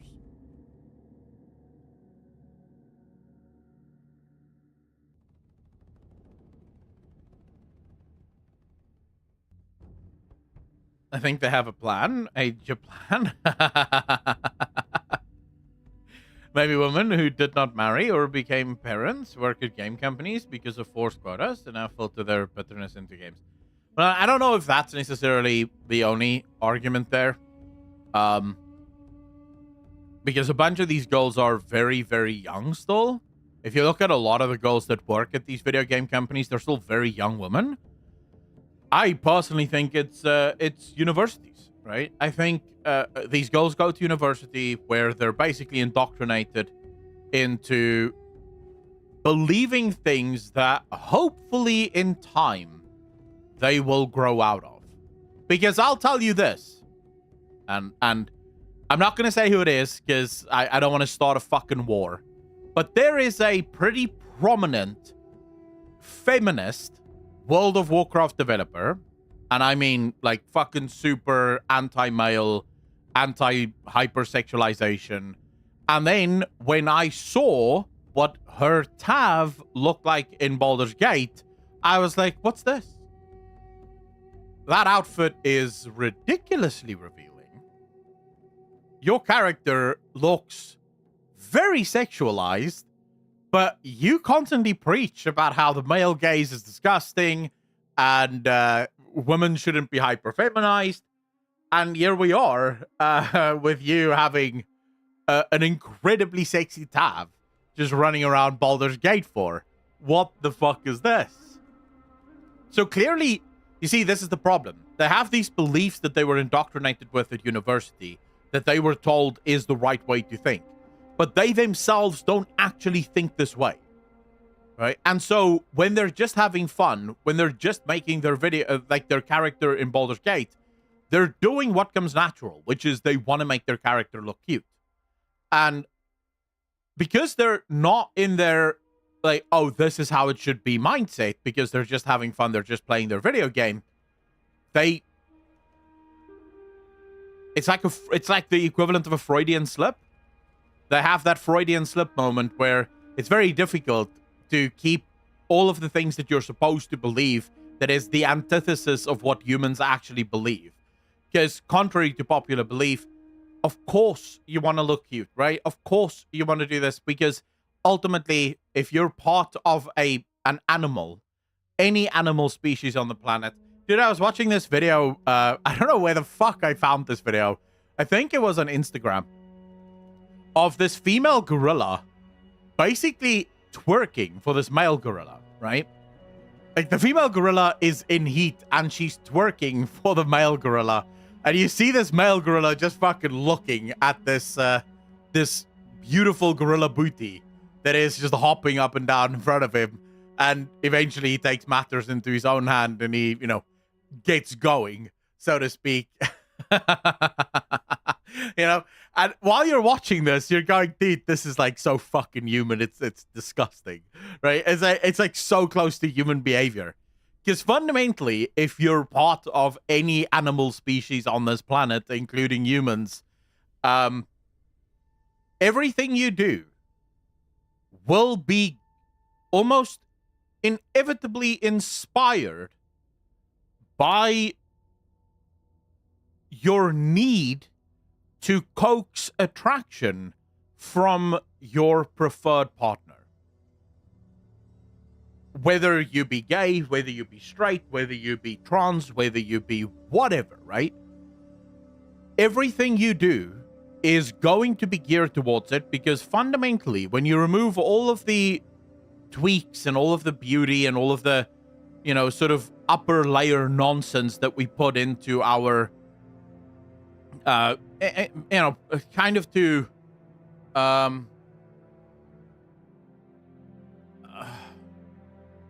we dress things up, okay? We dress things up, and we try to add romance, and we try to add love. But when you break down what is love, what is this whole concept of romance? It's ultimately just to have sex, right? That's the biological undertone. And then we've added a bunch of cultural and societal norms on top of it to give it beauty, to dress it up, to make it look better. It's one of the reasons why do we have art, for example? What's the need and the purpose of art? Well, because we're human. We like that. It sort of speaks to us on some kind of level. And you are going to you're going to do everything in your power to ultimately appeal to the one that you want to have sex with. And everything you do is ultimately going to be done so that you can appeal to the ones that you want to have sex with. And of course, if you're talking about aromantic people or asexual people, but asexuality is incredibly rare. And I mean, you get a kind of asexuality that is born from things that happened, right? And usually with some therapy and some time, you get out of that. But people who are like truly asexual, that's a very rare thing, right? So if you're talking in general, I don't know even if they make up a large enough part of the of society that you would include them statistically in a conversation. But of course, yeah, if you're asexual, you're not going to be doing that. But then you'll probably, because I mean, unless you are like just completely not interested in any romance whatsoever. But then again, we would say that that's very rare. Anyone, even asexual people that still want romance and love, they're still going to do things to appeal to the person that they want to be romantically involved with. Nothing on this earth happens for no reason. And that's the fucking truth. Nothing on this earth happens for no reason, and everything we do boils down to our biology.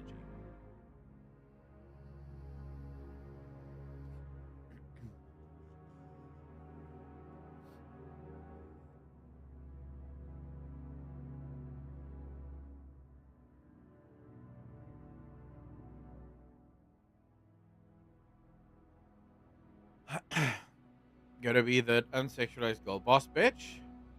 Even that girl boss bitch is still probably driven by the same stuff. She just hates herself for it because she's been told that she's not supposed to be that way.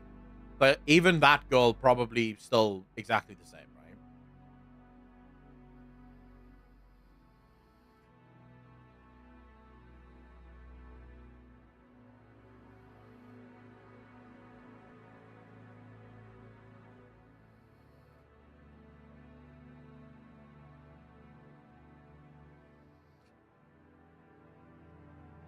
To fix the issue, Aragorn's true.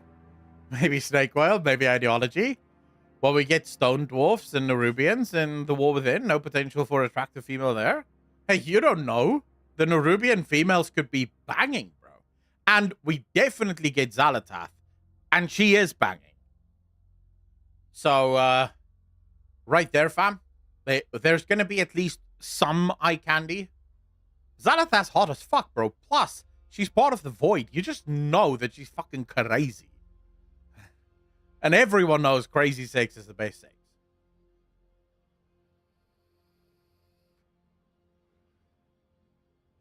Okay, I have a side question. the let's talk about rare sports talk already come up. We did talk about esports, but I don't think we spoke about rare sports. Like, what kind of rare sports are you referring to?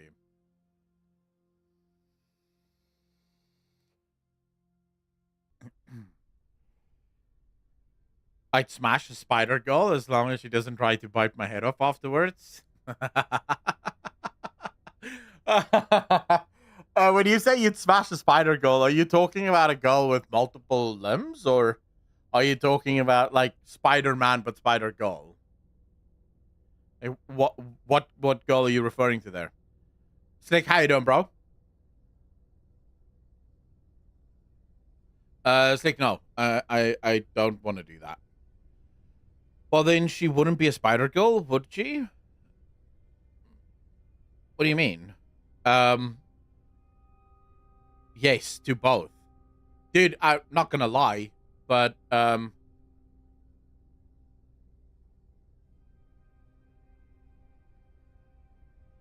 would definitely date a girl in like a Spider Girl outfit. That's hot as fuck.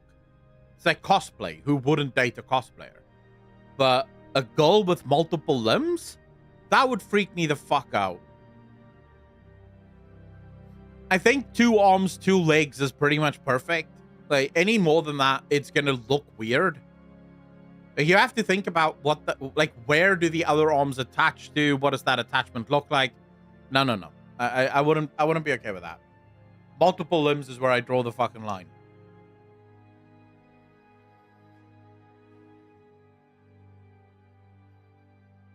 Yeah, boobs on the back would also be very weird.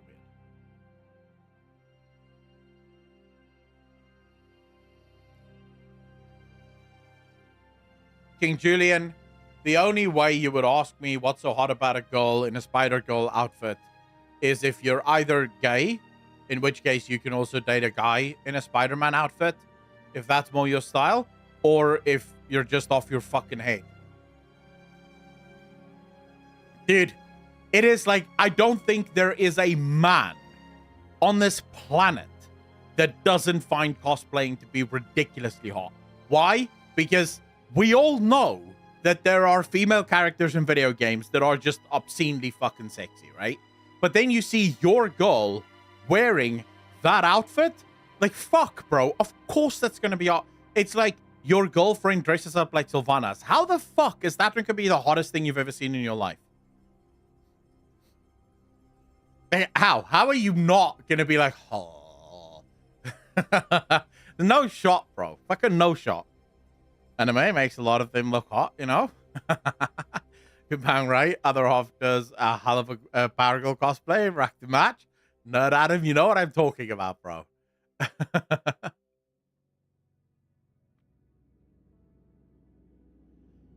If the spider is as large as a human and have multiple limbs, that's not a girl. That's a fucking Tyranid. You can kill me if spiders ever grow to the size of actual humans. I don't want to live in that world.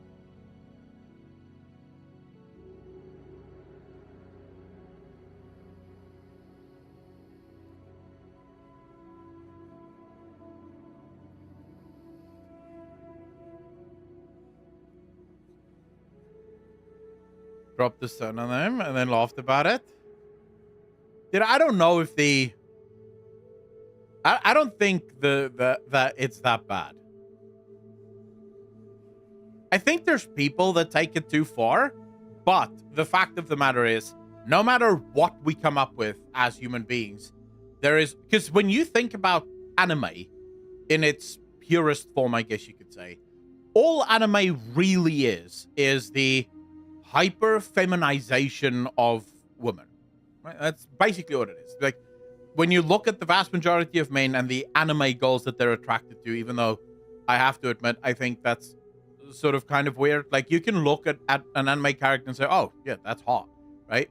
But when you're like super over the top attracted to it, that does sort of, I think, cross into the realms of weird. But when you look at most of those girls tend to represent what we would call hyper-feminization, right? So it is a woman that is adhering to the strictest stereotype that we have of what a woman would be. And of course, that's going to be attractive to a lot of guys. Because if you're straight, I'm going to assume that is what you're fucking attracted to, right? That's kind of why women have that fucking superpower, right? Of attracting men, because, you know, you're attracted to the feminization of it.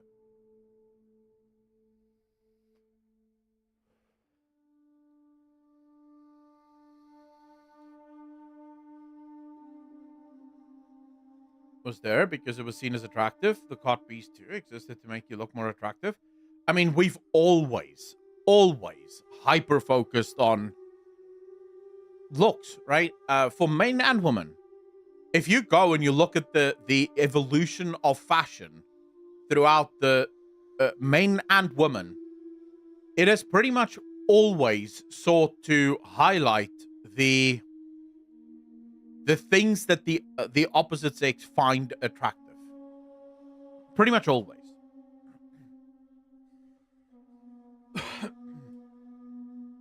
Sex cells in Final Fantasy XIV have good abundance of them. I love women in cosplay. I know, King Julian. There's a factor there here where the Japanese are very polite and maybe they don't want to watch Asian porn because they might know these people, so they prefer cartoons instead to not think about that much.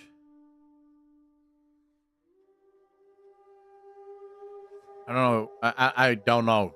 Like, would Asians really be that polite that they would not watch porn?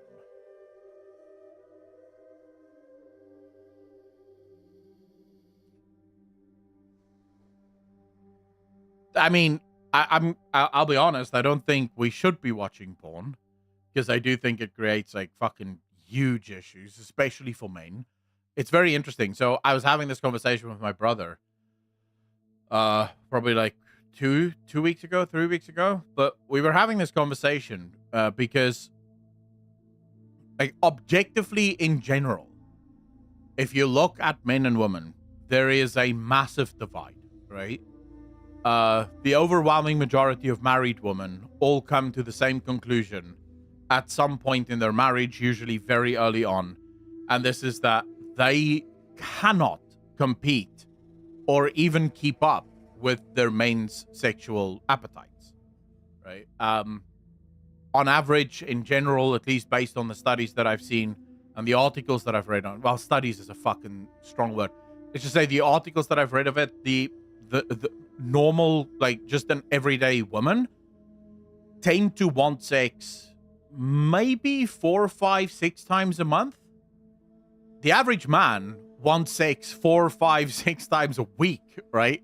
So it's sort of like this obvious, like, complete imbalance between the two sexes, where the one wants sex a lot more than what the other one wants, which creates this weird sort of problem.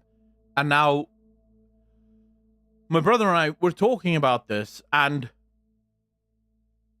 I'm gonna propose something. I'm not saying this is true. I don't know if this is true, but I'm gonna propose it, and then we'll you guys can tell me if you think I'm right or wrong about this. What if the male sex drive isn't actually meant to be that hyper?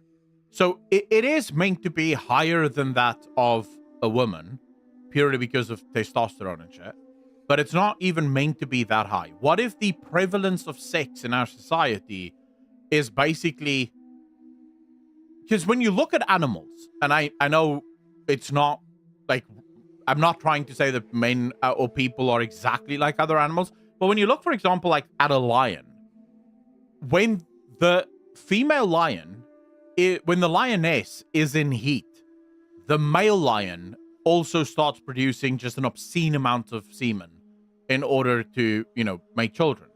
But when the lioness isn't in heat, the dude is pretty chill, right? He's very chill, doesn't really matter. It's only once she gets into heat that his sex drive will also catch up. it almost feels like the hypersexualization of our society have put men in this constant state of arousal, but it doesn't seem to have the same implications for women. Like, for some reason, even though we've been trying, over the last 10 or 15 years to get women to be more sexualized as well, for some reason, women don't fall for it the same way that men did, Like, does that make sense to you guys, or do you think I'm just completely off the fucking mark? Meanwhile, in the USA, celebrities in the skimpiest outfit, twerking and spreading their legs on stage is legit softcore porn at this point, and kids watching this. Well, yeah, the kids watching it is definitely a problem, right? Captain Zenith, what is this? 風俗に行くことは浮 Oh yeah, I saw this. I saw this. It was 気かどう actually かっていう wild. どう思いますか？浮気じゃない。浮気じゃない。気持ちの浮気は嫌なんですけど、まあ、性欲の浮気は別に勝手にしてくれるんやったらいいかな。一般人と連絡取れる間でやられるよりは、店でちゃんとしてもらった方がいいです。イエス。なんかわざわざ風俗に行く意味がわからないの。秘密にしてたらあれだけど、まあ情に恋とかしなければいいじゃないか。浮気ではない。隠さなければ浮気じゃない。浮気するなら風俗に行けって言ったことあります。金払えばいいよって言ったことあります。新しいね、出会いじゃなくてお金払って言ってるなら別にいいから。納得できる理由だったら浮気とは思わないかも。例えばどういう付き合い？例えば上司とかの怒るけど言ってもまだ許せる風俗なら。なんか日本ならではのなんか文化じゃないけどやっぱり有名じゃないですか、風俗とかっていうのが。そういう意味では日本な Imagine asking this to a bunch of Western women. Like, imagine just rocking up in some fucking town in America and going to all the girls there and being like, hey, so would you be okay with your husband going to a prostitute? The overall, like, I'm pretty sure every girl would be like, the fuck? What did you hear? Right? That's pretty much exactly what it will be. What did you hear? Who told you? Who's this fucking prostitute? Like, it would just not fly. And I'm not in, but now, from what I understand, especially in Japan, they have like the most unhappy marriages, I think, of almost all countries. At least from what I understand, Japanese marriages are notorious for being completely sexless. Like, just complete, there's no sex, no real anything. It is legitimately just a pairing off. We'll have one child and then you do your thing and go fucking live your life, as long as you provide. Maybe that's it. Maybe it has reached the point where for the overwhelming majority of people, it is a, again, I don't know. I don't know enough about like Japanese culture because that's what I've heard, but maybe that's also wrong. So then why? Why would the woman of Japan be okay with this? Because I don't know if it... See, but based on what I'm getting, they don't mind because there's no emotional connection. It's just sex. Right? It's just sex.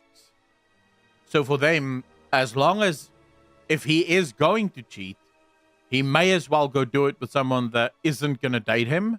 So he's not going to leave her for the prostitute because the prostitute has other clients. She doesn't give a shit.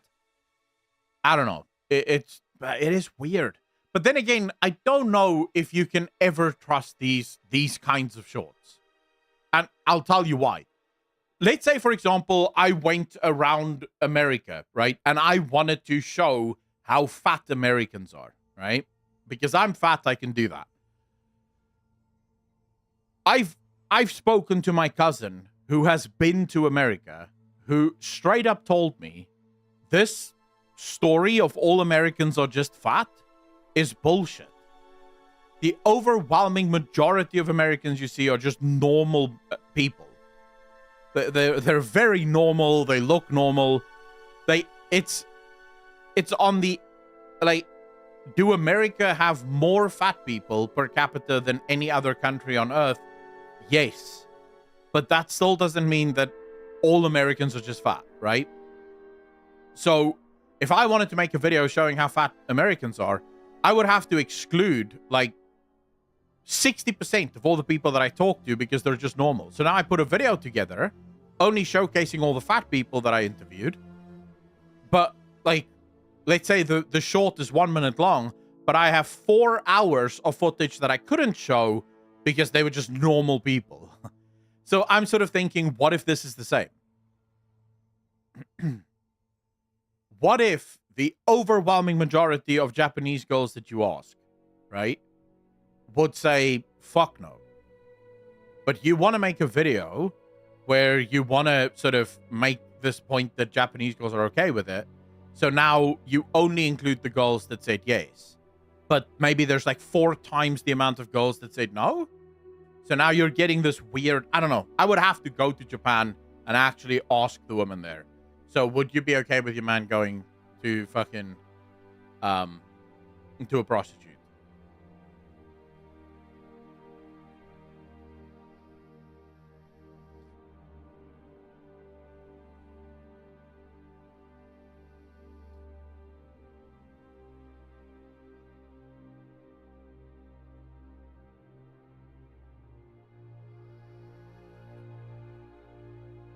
Side are the ones getting all the interviews.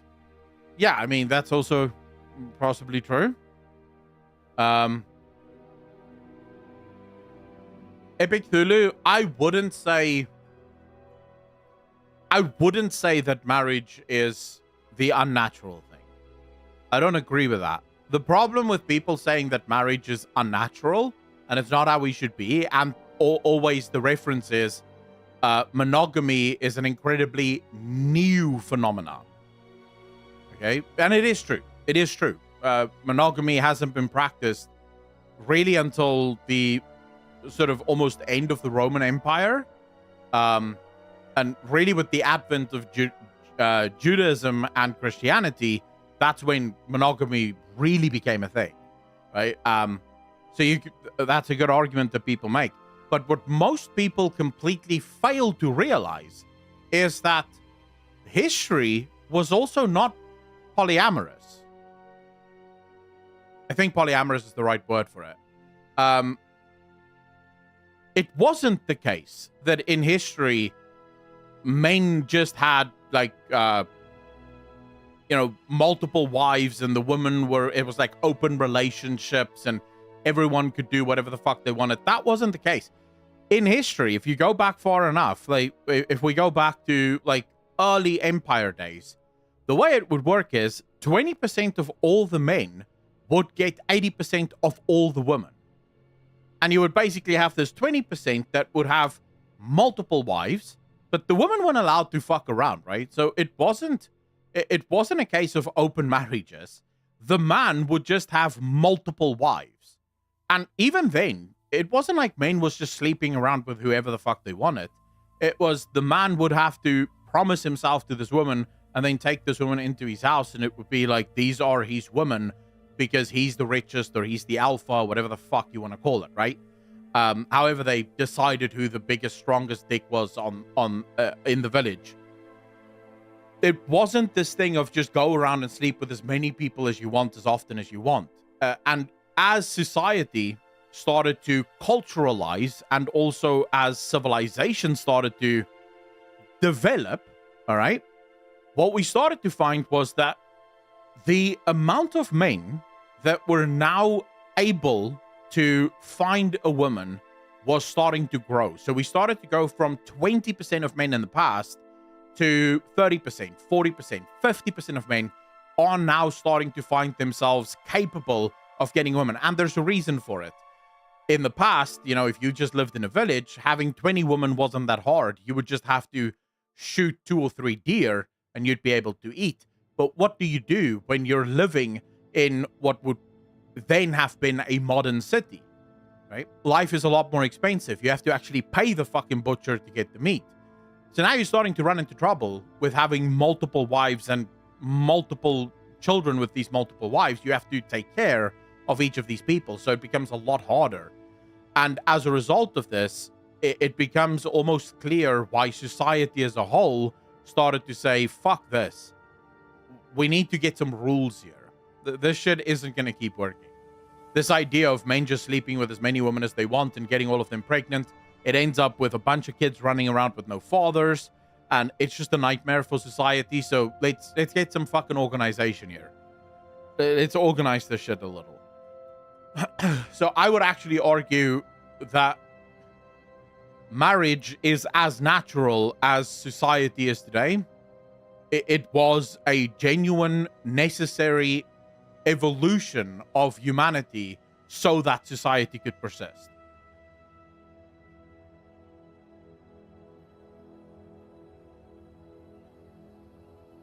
Bumsock, the other thing is, we know that people in marriages, people in committed relationships, tend to be far happier than people that aren't. Right? The psychology on that is pretty clear. So it is pretty clear that on average, even though we weren't always getting married, marriage does seem to work for us. Right? Because if marriage didn't work for us and it was the super unnatural thing, we would see the opposite. We would see people that are single far happier than people that are married. But we're not seeing that. We're seeing people that are in committed relationships are far happier and oftentimes far more successful than their single counterparts. So how would we explain that? If the more unnatural thing leads to higher happiness and more success, then is it truly unnatural, or is it more just, yes, it takes more commitment, it's not as willy-nilly, but it does seem to lead to a better life overall, right? Digit, how you doing, bro?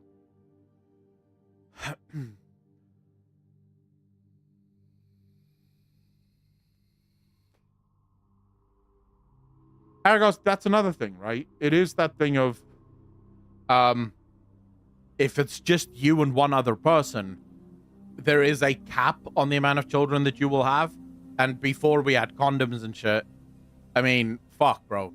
Even nowadays, I watched this interview with this lady that she's a medical doctor, but she basically started to look into birth control and how incredibly bad birth control actually is for women. Like, turns out it's very bad, right? It is not good. We give young girls, we put them on birth control for skin conditions and from a very young age, right? We just, like, from the age of 14, 15, we start putting them on birth control for all manner of things. And as it turns out, you're fucking around with hormones that we know very little about. Like, we don't actually know how these hormones affect a person. And by fucking around with it, you're causing, like, untold harm. Like, there's now new studies showing that women on birth control have a far more likely chance of getting cancer, breast cancer, all manner of defects and stuff that goes on. So it's, like, really bad for women. But now the problem is, you could do I need one of the girls in chat to help me out here because I don't actually know what the English word is for it. But there's this other method of looking at your cycle. What the fuck is that called? What is that? They used to do this before we had birth control. No, yeah, ovulation is the word that this is when women can have children. I mean, it's a practice where you keep track of your cycle and then you control like birth control through checking your cycle, right? So you can have sex during these days of the month without having a child, but then you can't have sex during these days because then you're at your most fertile, so you would absolutely have a child, right? Yeah, it's called, okay, so let's say the calendar method. The problem with the calendar method, it's like 50% accurate, right? It can sometimes work, but almost always leads to weird things happening, and then what the fuck, right? So it's like, what do you do? How do you solve this problem? You know, it's so weird. There's actually a video that very nicely highlights how detrimental a lack of commitment can cause problems, called A Deep Dive into 50s Dating Culture. Shit. I mean, that sounds interesting.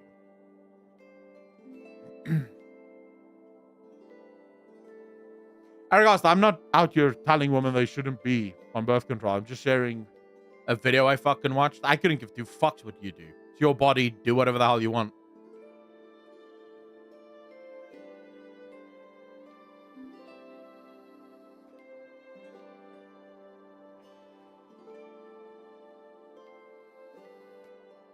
Yeah, it's like sort of damned if you do, damned if you don't, right? Natural birth control, super unreliable. The calendar method, super unreliable. Birth control, really bad for you. But condoms also suck. So what the fuck do you do? Hey, what do you do? There's nothing you can do. I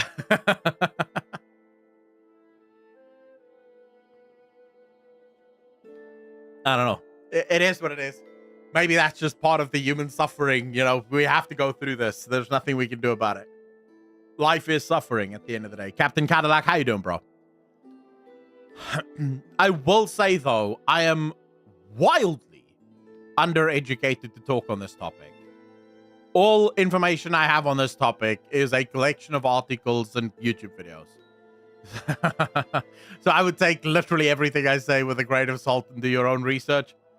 You've been live a whole lot. Damn, brother. How you doing? Rurikon, you motherfucker. How you doing, fam?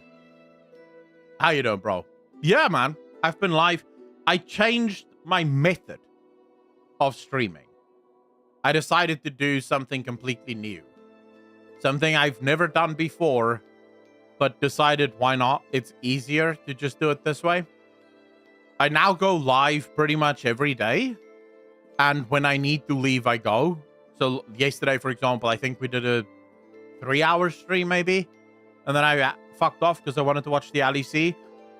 Today, we're probably going to do another like hour and a half, 2 hours. And then I'm going to fuck off because I want to watch the LEC. My team is playing tonight, Fnatic. Let's go, boys. We're going to be fucking up some Mad Lions scumbags.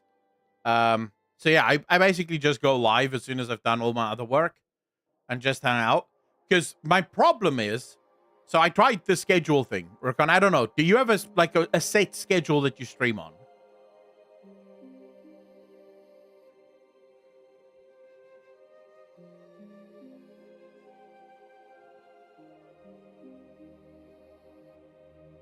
Six kids.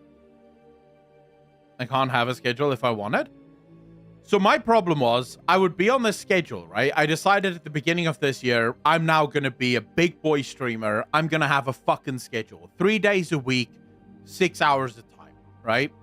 But then what would happen is all the days that I wasn't streaming, I'd be sitting here bored out of my fucking skull going, what now?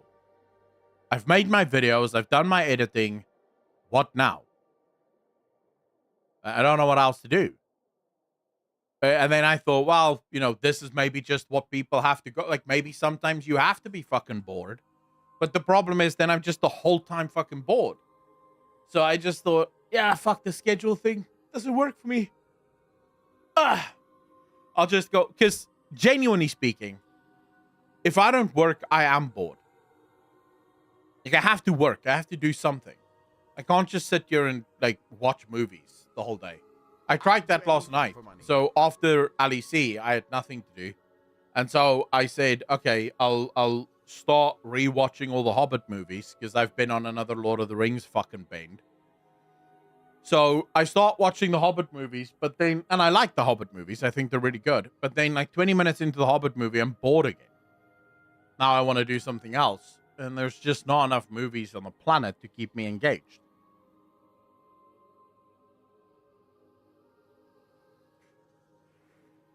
King Julian, I've tried that too. The whole playing video games off stream. But then what ends up happening is I find a game that I actually enjoy. And now I don't want to stream because I just want to play this video game until I'm bored of this video game.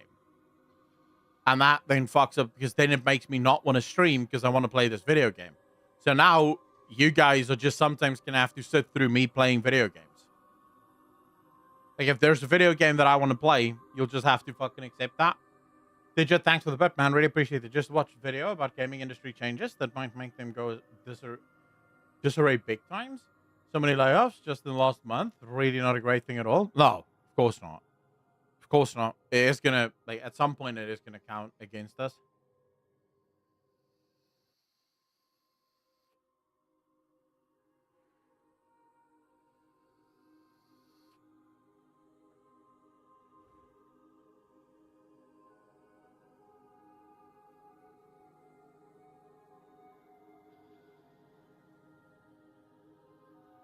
What, researching movies? I don't like movies enough to ever research movies. Like, not gonna lie. Yeah, no, fuck that. That wouldn't work for me. No, I'll just stream like pretty much every day, and then if there are days that I don't stream, I don't stream. Now, that's my new thing.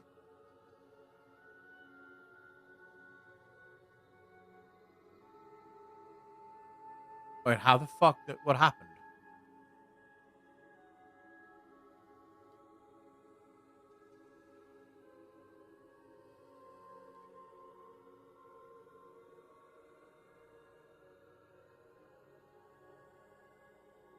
There we go. What's the Discord? I have something to link you. Just type exclamation point social, I think, or exclamation point Discord, and it should bring up Discord. Titanborn. It's gonna both leisure and work, and you they get to discuss with people about what you've read. Oh, you guys have no idea what's coming to the channel. Like, you have no fucking clue what's coming to the channel. Believe me.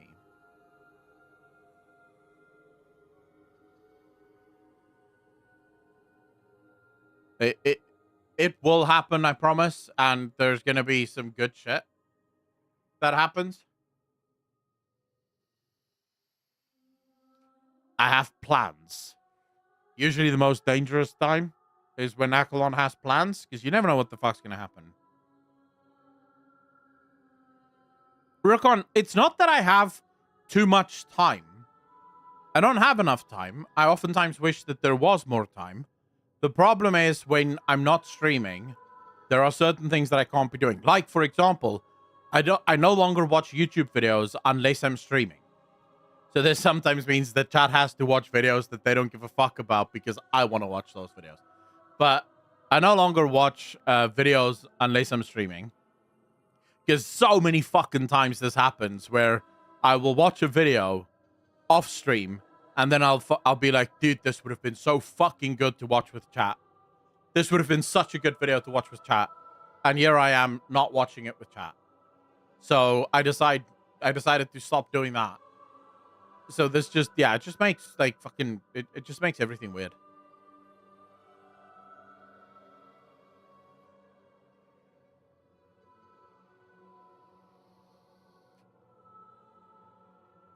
Alistair, how you doing, bro? No, I will not be returning to Final Fantasy 14 anytime soon. Thank you. Appreciate it. Digit, thanks for the 28, man. Really appreciate you.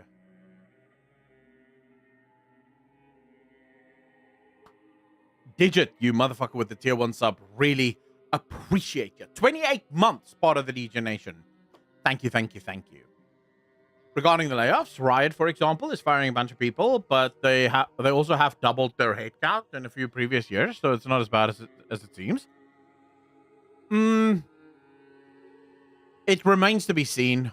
We will only, know, I think, in a few years what the layoffs were about. But it is true, a lot of gaming companies completely overhired. And as a result of that, they were forced to let people go. And it's probably it is probably gonna keep happening for a while. Is Riot still working on their MMO? Yes, their MMO is still running.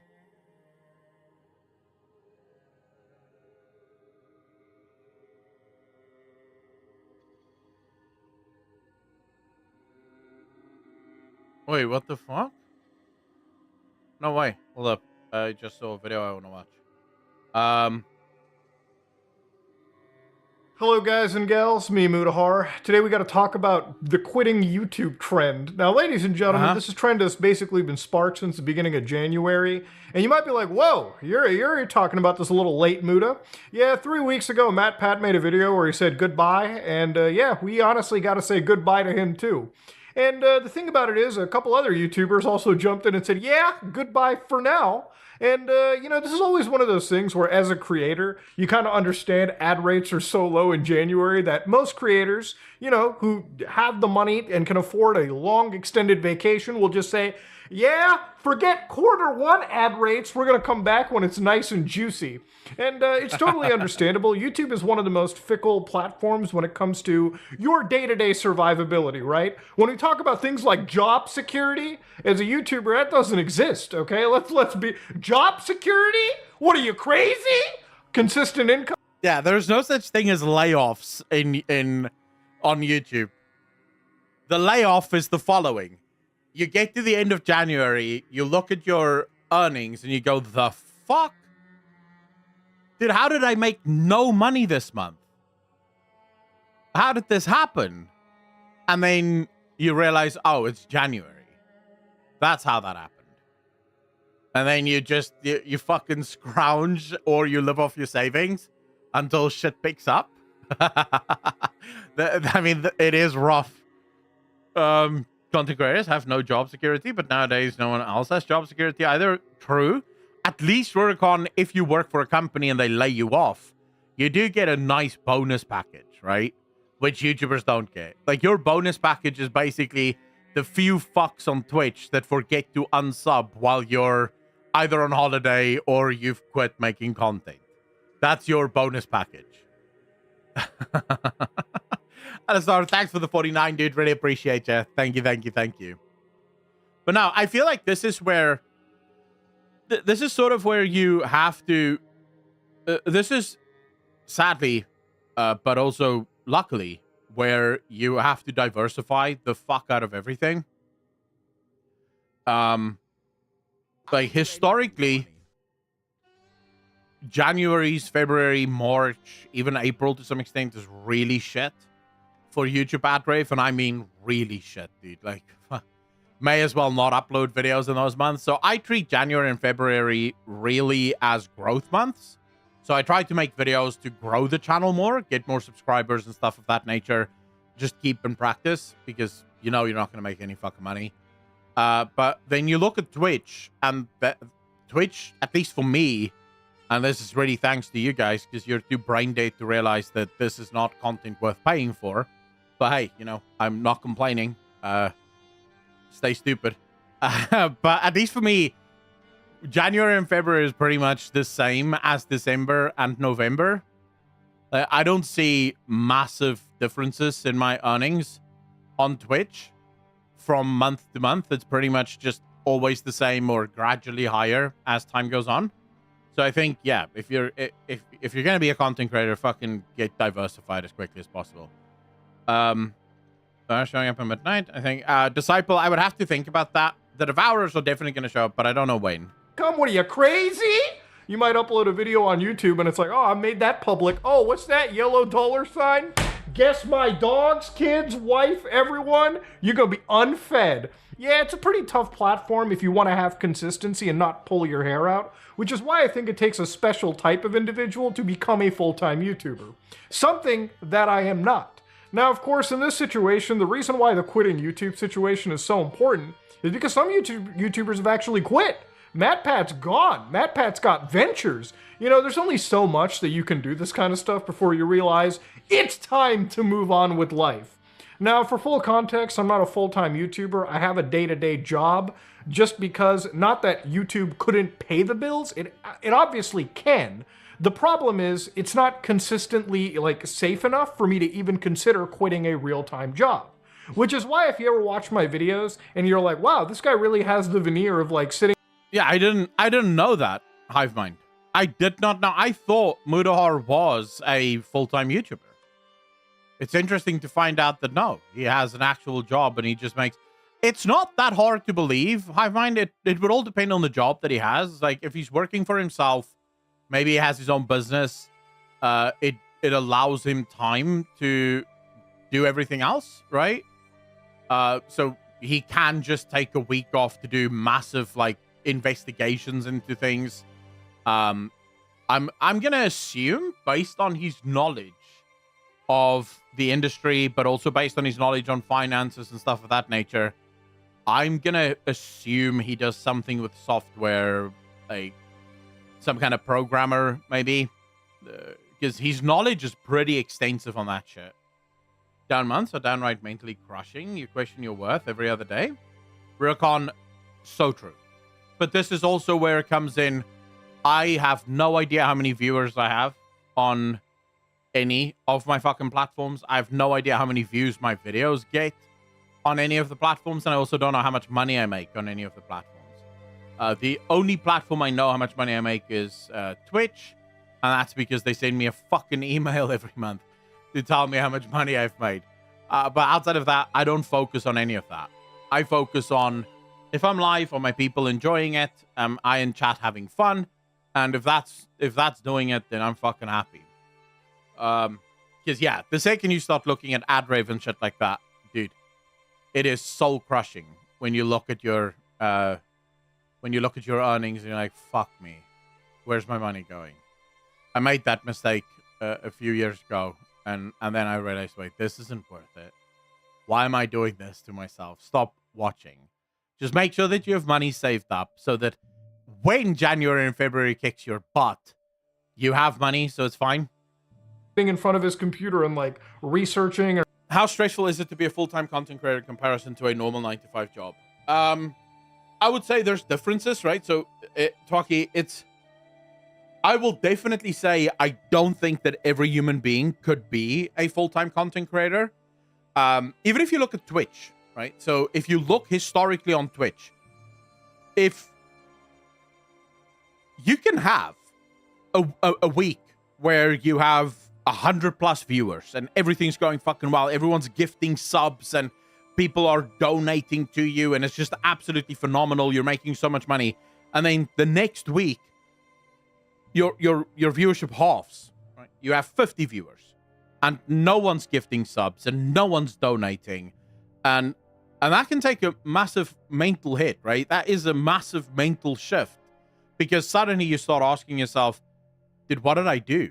Am I not funny enough? Am I not entertaining enough? Is there something else that I should actually be doing? How can I, what can I do? And then you start putting more and more pressure on yourself. The same is true for YouTube. Because there is no, safety net for a YouTuber. There's no, medical or anything of that nature. It all comes down to your ability to put out content and the hope that that content gets watched and your audience really enjoys the videos that you put out there. And again, you'll put out a video, and this has happened to me in the past, where I make this video, I think this is my best work, and then fucking no one watches the video. The video gets like 5,000 views. I'm like, dude, what the fuck? This was my best work. And then I'll put out a video where right up until the moment that I hit live, I'm thinking, I could probably make this video better. This is such a shit video, actually. And then the video does fucking phenomenally well, and everyone in the comments is like, dude, this is the best video yet. I can't believe this is such a good video. And you're like, the fuck? This is like my worst work. Like, where were you last week when I actually made my fucking Oscar nominee worthy video? You didn't watch that shit. Here you are on my whatever the fuck video, just because I needed a video, saying this is the best shit ever. When I wasn't even really trying. I wasn't even sure if I was going to put this out. So it's sort of like this, you don't always know. And that can be stressful, but you just have to trust yourself there. Right? You have to trust and believe in yourself that you can make it work. And that's all you can do. And hopefully your audience builds around you. You know, I have a dedicated number of people, and I will say that proudly. I have between 4,000 and 5,000 viewers that will religiously watch just about everything that I put out there, which is fucking phenomenal, right? on Akalon TV, I have at least 800 to 1,000 people that will pretty religiously watch just about anything that I put out there, which is, I mean, it's fucking crazy when you think about those numbers. How many people can say they have 800 people that will just listen to any old bullshit they say? Right? That's pretty cool. And then I think on Twitch I have, I'd say 50, maybe 60 people that, like you fucks that's right here in chat right now, that will just religiously always be here no matter what I make the stream title. Like, I could probably make the stream title penis, and you'd be like, oh, fuck it, let's go watch some penises. You know? You'll just show up because it's like, oh, well, don't have anything better to do. Let's go watch penises with Akalon.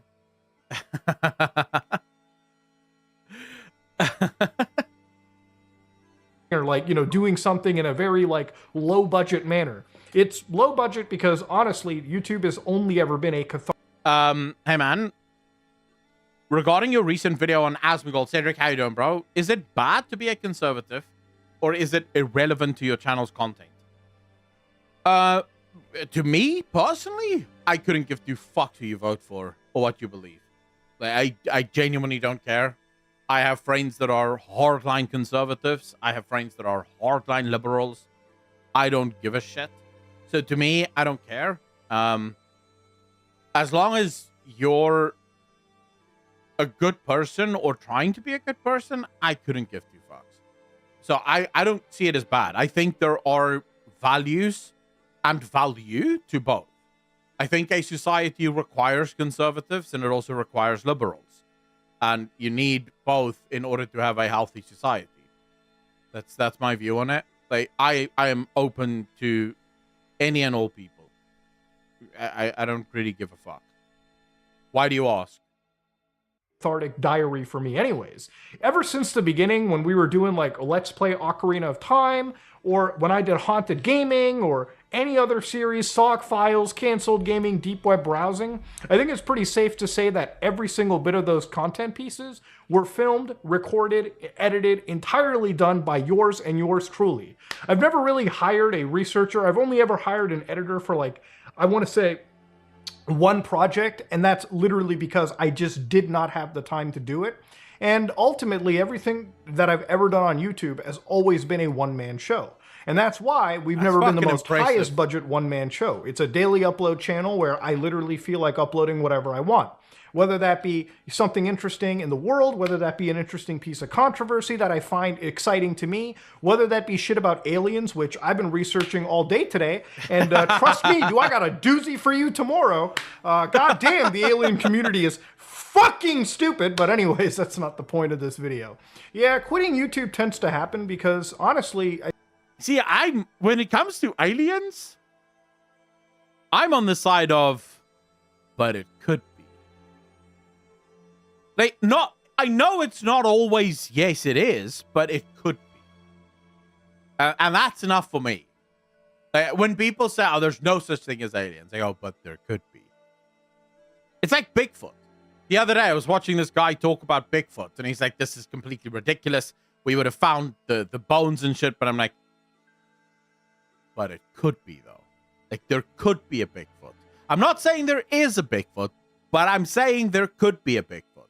Like, maybe Bigfoot just likes hiding his bones, right? So when a Bigfoot dies, another Bigfoot will hide the bones. You don't know. Like, it could be, right? So I'm a lot more open-minded when it comes to aliens. I think for a lot of creators on here that have been doing it as long as people like MatPat, who has been doing YouTube longer than me, and I feel like I'm a goddamn dinosaur at this point. I've been lucky enough to have a... Adam3Comp, 10 months part of the DJ Nation. Appreciate you, fam. Thank you, thank you, thank you. You're far too kind. Cedric Gaming, weird times we live in. The people that I like and watch are generally more left-leaning, and trust me, I really don't mind. It's just I think these people wouldn't like me if we met in real life, even though I'm generally chill about everything. So your luck is quite high here. I am neither conservative nor liberal. I would say I'm militaristically in the center. I believe both sides have good points. I believe both sides have some fucking bonkers point, and I tend to not pay too much attention to politics. Like, contrary to popular belief, even though I have no issue talking about politics and I know quite a bit about it, I'm not actually a very political person in general. Right? So, for example, my brother is a hell of a lot more political than I am. And he'll talk to me about politics quite a lot. And he's quite conservative. He would 100% vote Republican if he lived in the US. And we have some lively debates, right? And the only reason I really care about politics is so that I can debate him because I find it fun. But outside of that, I don't give a shit about politics. I think a lot of people make politics a lot more important than what it needs to be. I think the overwhelming majority of interactions that humans have with one another isn't political. So if you're a good person, it doesn't matter who you vote for, because most of the time you're going to interact with people where politics shouldn't even be a discussion point. You know, so I would actually prefer if I don't have to talk about politics. And if I do talk about politics, I need people that's open-minded enough to enjoy the discussion rather than get fucking married to their ideas. As far as our current system, but our current political system is fucked. Truth. A pretty consistent career on YouTube that seems to only ever grow for the longest amount of time. And that's something that only like 1% of people on the platform can do. Social media influence is very, very difficult to get a grasp into. For a lot of the biggest streamers, biggest creators that you find, there are infinitely magnitudes more people that have tried to do YouTube, tried to do Twitter, tried to do Twitch, tried to do any social media platform, and usually have fallen flat on their faces. It takes a lot of luck, takes a lot of dedication, and it takes a lot of consistency to do something like this. So yes, while the rewards are definitely rewarding, it is a tough thing to start. So for a lot of YouTubers to up and quit, some people, would wonder what takes somebody to quit something that seems so easy from the surface. And the reality of it is people get old, man. And it's something that I've been kind of thinking to myself too. At some point in my career down in YouTube, whether I want to or not, I'm going to end up quitting at some point. And I think everybody quits at... Yeah, I do think that's... Oh, shit. Wait, what's happening here? Am I going to be saying, oh, damn again for a while? I think so. Oh, damn. Oh, my fuck. Alistair, you bastard, with the 50 community subs. Ladies and gentlemen, hearts in chat. Hearts in chat. Thank you. Alistair coming through with a massive gifted drop. Really appreciate your fam. Thank you. Oh, damn. Thank you. I'll turn this down just so that you guys don't have to hear me go, oh, damn, the whole time. Because YouTube has still not figured out. All you need to do is say thanks to the guy that actually, gave the gifted sub. Because ultimately it's his money. YouTube goes, no, 50 people just subscribed. We should say thanks to all 50. Even though most people just did fuck all, right? Most people just arrived. They were just there when it happened. But I do really appreciate that. Thank you so much, sir. Where were we? Oh, here we go. At some point too. YouTube is simply not a career that has a lot of longevity into it. I can't see myself at the age of 45, 50, sitting down and yelling about stupid stuff on the internet and talking about virtual machines and Arch Linux, even though you should just switch to Linux, all right? Fuck the Windows monopoly. Rise up again. Anyway, hold on. Dude, I will never switch to Linux. You can suck my dick, Mudoar. You can suck my dick. Oh, I'm so in the mood to play this new video game. Let me just quickly code the fuck out of my operating system so I could play this new video game. Right? The fuck kind of life would that be? No, thank you. Just Windows. The game is already operated. It works as it should. I'm happy with that. I don't know enough about coding to even begin to do it. But I don't know what this is. Like, what is Mudoar talking about? I can absolutely see myself at the age of 50 still screaming about shit on the internet. Like, dude, it's one of the things I look forward to most growing up, like getting old. Sitting on my front porch and screaming at the kids. And I don't even have to sit on my front porch. I can sit in front of my computer and scream at the kids. Like, dude, that is the fucking life. I'm looking forward to that. Wait, got to take the meds. But ladies and gentlemen, yeah, at some point you just get old enough and it's not something that, you know, you really feel like you should be doing. There's not a lot of progression that comes out of YouTube in terms of what comes after in life. You know, at some point, gonna have kids, gonna have, like, you know, a family of my own. And of course, down the road, I'm probably going to want to invest my money even further and start building other things that live beyond me and YouTube. And that's par for the course for any creator on here that has actually been successful. The other thing is YouTube is an incredibly inconsistent platform. You know, what you think works one week could easily change the next week. True. You probably heard about YouTubers talk about algorithms, and that literally is the heroin that every YouTuber chases on the platform. And it's not even about the money that people chase the algorithm for. It's about keeping what you built alive. Nobody ever wants to see their channel die or their channel completely fall out of favor from being watched. At the end of the day, if you're somebody on this platform that has success, you create content that is meant to be watched. You want people to watch, interact, and engage with your content more than you care about how many dollars that it can generate for your bank account. I mean, yes, that is a pretty important factor and nobody should be disregarding it, but that is one of the things that's important for YouTubers. And after a while, dude, the fact of the matter is, it brings pride, right? Of course, the money is important, right? Of course. But there's also that pride. One of the things that I love when I make videos and I get these comments from people saying, today was such a shit day, and then I see an Accolon video and I immediately look forward to it. It's like, fuck yeah, you know? I did that. And I think one of the things that drive us as humans is wanting to make a difference to the people around us. Like, we want to be useful, right? We want to be helpful. And I'm an entertainer, and if someone is entertained by my content, it makes me proud to know that I made that thing for them, and they're happy with that. The money is important, sure. I'm never going to be one of those people that pretend, oh, I'm not doing this for the money at all, because contrary to popular belief, I don't grow food out of my fucking asshole, right? If I did do that, maybe I wouldn't give a fuck about the money.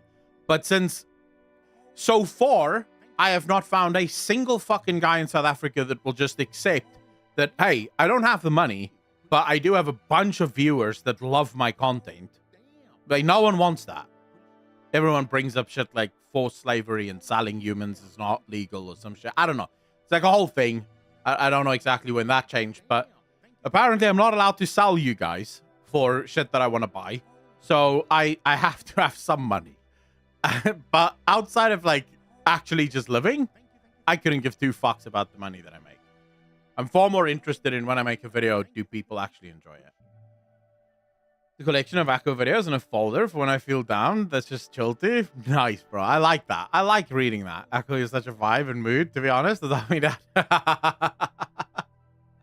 Hey, why not? That's why I've been subbed to you on YouTube for almost 2 years and sub on Twitch for over a year now. I appreciate that, bro. Thank you so much for that. I'm never giving up with video games. I'll be a damn dreadnought playing against the youth of the future.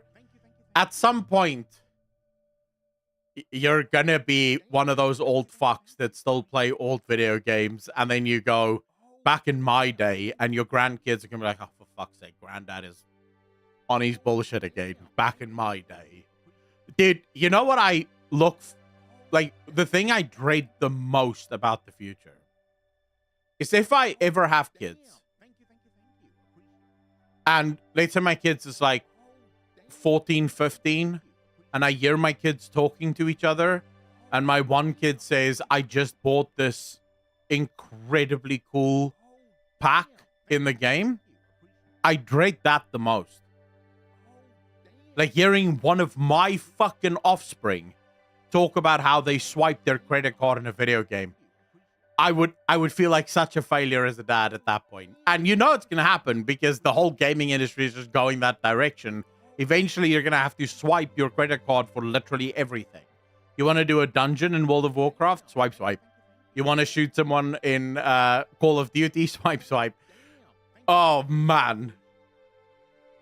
Obviously, whether you like it or not, that will eventually fade and fade away. And for a lot of YouTubers, chasing that dragon leads to a lot of burnout. There have been points in my career where I have felt burnout. There's times where I've stepped away.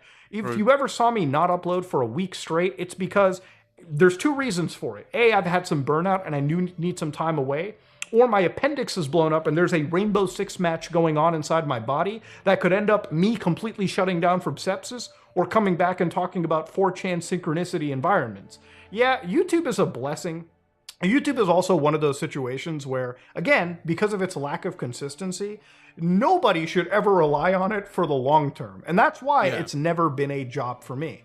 I can understand why a lot of creators go through that burnout phase where obviously they've been making content for a while. And even for somebody like MatPat, who is still at the top, he's still somebody that can rack in a lot of views and a lot of engagement on any video. But at the end of the day, he's getting older. And YouTube is one of those things where you never turn your brain off. You know, this is not a job for me. If this was a job for me, I would be mentally insane just because I am used to clocking out of my office. I am used to checking into the office, clocking out. With something like you, what he's saying now is super true, as I'm sure there are people, like, is there anyone in chat right now that is sort of dreaming about becoming a YouTuber or a streamer of any kind? Like, I'm sure there are people here that have that dream, like you want to at least try. You have to accept, there's one thing that you have to accept above all else about this job, and that is that there is no such thing as off. That whole idea of decompression, that whole idea of taking taking a day off and not thinking about stuff, that does not fucking happen. Every minute of every single day, my mind is on content. When I'm scrolling through Twitter, I'm thinking about content. When I'm looking through YouTube, I'm thinking about content. I'm constantly looking for the next story that I can cover, the next thing I can react to. What can I do on my stream? What games are coming out that I need to be playing on my stream? Every single fucking day, every minute of every day, you are thinking about content. And you have to accept that. And it doesn't change. There's no such thing as, well, for the next 2 days, I'm just going to do my own thing. It doesn't happen. I will take days off and I'll go to the beach. Yeah. At the beach, I'm thinking about content. Like I'll be sitting at the coffee shop having coffee and I'll be thinking about content. I'll be talking about content. It's something that, you know, most of my friends, brothers, family members, they're sick and tired of, because at some point during a conversation, I will bring up either an issue that I'm currently dealing with that I'm not entirely sure what direction to go with the issue, or I want to do this, but I'm not entirely sure how I'm going to be doing this, that, or the other. It's constantly just a rush for the next piece of content. So what I do usually with burnout is I'll maybe take like a day off just to sort of do whatever the fuck. Or what I've actually found that really worked well for me with burnout is this YouTube channel that you guys are watching on right now. The Akalon TV channel is probably the best antidote to burnout that I have had. Because it happens. When I just had the Akalon channel, I would reach months where I hated making content for that channel. Like I would just reach this point where I can't think about WoW anymore. I can't think, because you're not thinking about WoW in terms of how fun it is to play. You're thinking about content for WoW. And then you're so stuck in your own head that it becomes almost a chore to make the content. And then I made the Akalon TV channel, and it provides just enough difference to where I'm now actually enjoying both of the channels again. Because when I'm done with the WoW video, I immediately make a video for the Akalon TV channel. And it gives me that break that I need to keep things interesting and fresh. YouTube, most people can't deny you are constantly on call. You are constantly required to keep up with the trends, keep up with information, keep up with how the Adam 3Comp, you'd want to work for a YouTuber, but you don't want to be a YouTuber yourself. Dude, just fucking come edit my shorts, bro. I'm looking for an editor for the shorts. Just come edit my shorts. system and platform evolves. Keep up with your community. There's never really any checking out for social media stuff itself, which is why this job really requires a certain type of crackhead to truly operate. And that certain type of crackhead can only do this for so long. Look, quitting YouTube should never be considered like a loss. At the end of the day, once you've made enough content and you've made enough of an impact, I understand totally why a lot of creators, especially now, are quitting. And it's interesting to say too, because this stuff is so new that you're finally starting to see the first people retiring from the social media influencer angle. And for people like MatPat who are quitting with, their head held high, still on the top of the throne, in my opinion, it's nothing but admirable. Clearly, people want to chase more higher pursuits, and it's something that's got me thinking about what it's going to be like for me sometime 10 years down the road. Or I'll tell you guys this right now. At some point in the next few years, we're going to be live streaming from my very own fucking restaurant. At some point.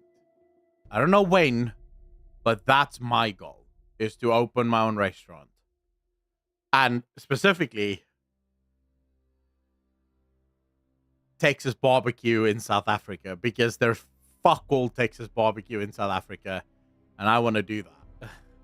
I want to do Texas barbecue in South Africa. It's like, that and burgers. I have this plan for a burger restaurant, because burgers in South Africa is such a fucking, most of the burgers, in my opinion, are completely overcomplicated or just cardboard. And I'm like, I'm thinking about, what if you made a burger restaurant and you sold just 4 burgers? A normal hamburger, like just normal patty, some sauce, that's it, right? A nice brioche bun or a nice bun, that's it, right? And then you maybe have like a bacon cheeseburger. You have I think it's called the Oklahoma onion burger. I think it is, the one with the massive amounts of onions on it. And then maybe you can have like a cheeseburger, right? And those are the only 4 burgers you have. That's it. No like fluff or bullshit or anything like that. Smash patty, burger, done. Right? That's it. You walk in there, there's just 4 types of burgers and their variants, which is you can have a double bacon cheeseburger or a double hamburger or a double Oklahoma onion burger or whatever, but that's it, right? And fries. And the fries are made with tallow, not seed oils. That's another plan that I would love to fucking try.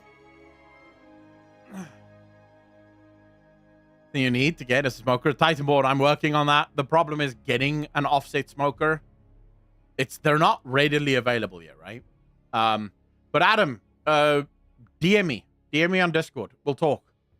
The thing that I need right now would probably be perfect for someone that has never edited before and may want to try their hand at it. So DM me, because I promise you, what I want isn't someone that is like super fucking high end with editing. And the last editor I hired, which I actually fell in love with, is Holy. The guy that makes all of the videos for the main channel. When's the last time you guys watched the video on the main channel? Time Bandit, how you doing, bro?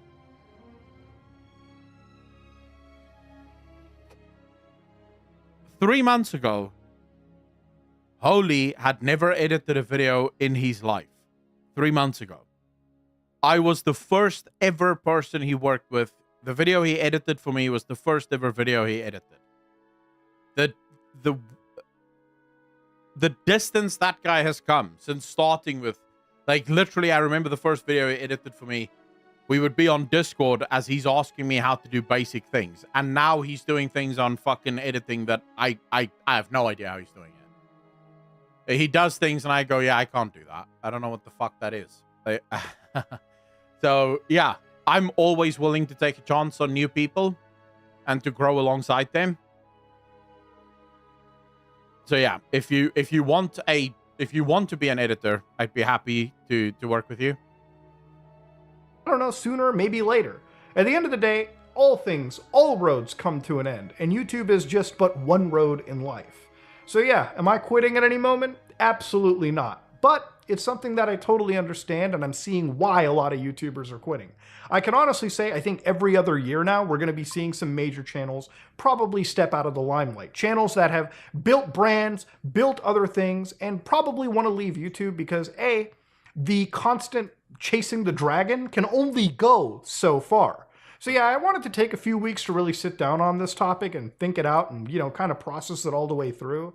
And I wanted to really talk about my state regarding this topic with you guys in the community. At the end of the day, we are some ordinary gamers. I've been doing this since like 2012, March 2012 for crying out loud.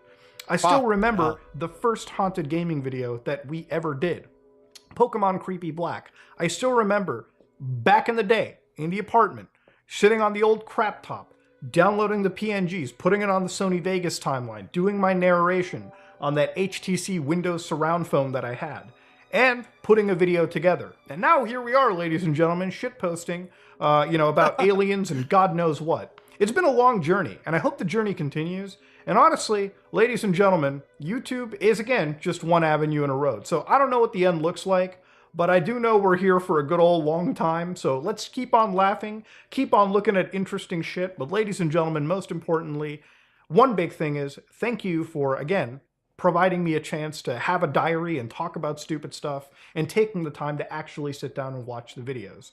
It'd be one thing if I was sitting doing this for years on end, only screaming into the camera for nobody to hear, but it's kind of an amazing thing for people to actually sit down and engage and a community like us to be built around.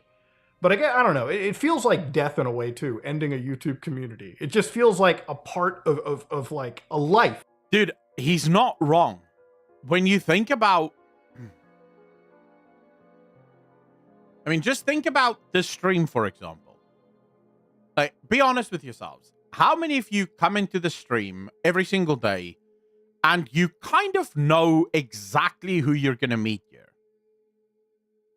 Because you see them every single day. Every single day you see the same people hanging out with you. Every single day you have conversations with these people. You react alongside me with these people. When you call it quits, so when you finally reach that point where you go, all right, boys, I'm done. Thanks so much for everything, but this is the end.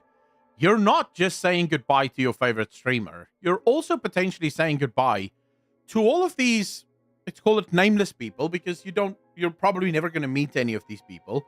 But for however many years, you and all of these people went through good times and bad times. You reacted to good things and bad things. And now it's just over. I can see why it's a big deal for a lot of people. Like, I can see why a lot of people take it very, very hard. Something you've built eventually comes to the end. And part of it scares me thinking about it. It's like existentially scary, but part of it is also like a fact of life. So yeah, I wanted to talk about YouTubers quitting. Wild stuff. But, for the people that have quit and chased better ventures and are focusing on their family, congratulations on it. But honestly, for every YouTuber that leaves, a lot of new ones come up, and it's just an ever-evolving platform. And in a way, that is of its own beauty. But ladies and gentlemen, this is me, Mutahar, and just had a lot to really think about, and I wanted to get it out. But anyways, back to regular programming tomorrow. No more existential crises. And yes, I will get the camera angle fixed. I'm just kind of switching around with the different setup right now. I am out. It is your community, right, Epic Thulu? It is. It is my community. But I think in the same... So this is why you guys know my stance on parasocial shit, right? I don't believe in this anti-parasocial movement because I don't believe that actually exists, because it, as much as it is the streamers community, it's also the viewers community. There's definitely just always that sort of that interpersonal relationship that will grow. There's no fucking other way around it. And I think especially for streamers, Because I mean, you can't be streaming every single day without like your own personality showing up on stream quite often, right?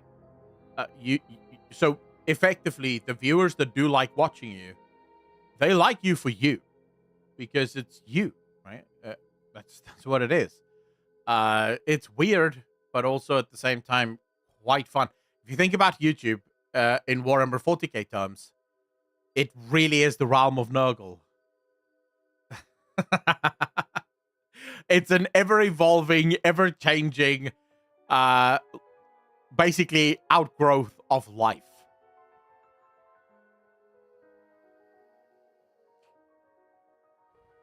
I love to hear you rant about random topics. I like ranting about random topics, so it's good. You think it's more like Zeech? Why? I think it could be like almost like Zeech, but it can also be about Nurgle. If you think about like, it does have a life of its own, you know?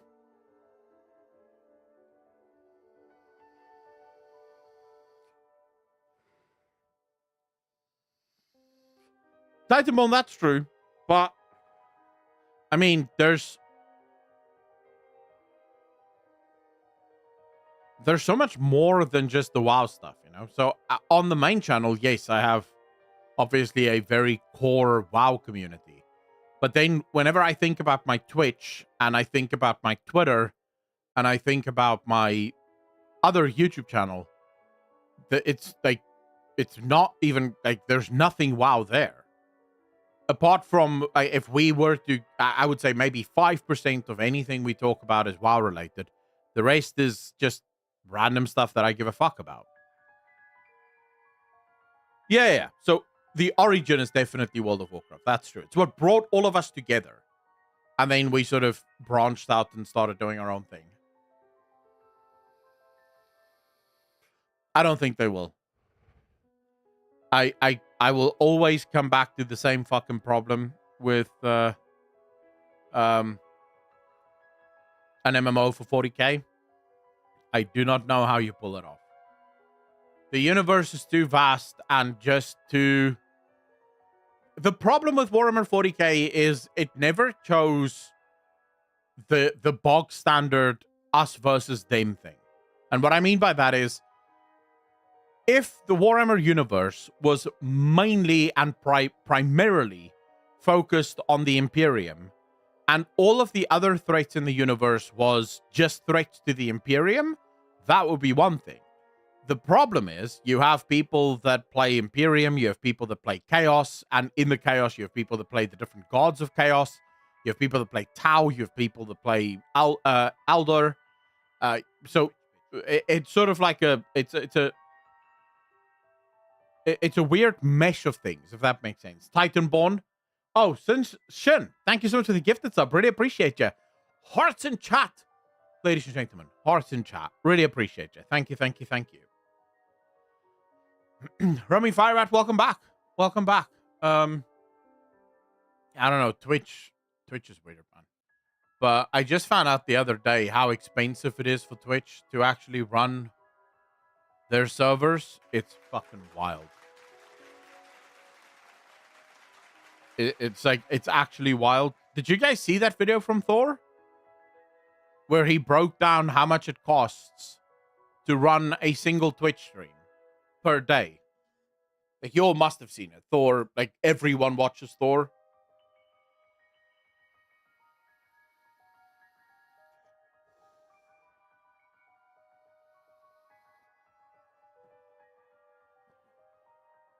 Roaming Firebat. So if you have a stream with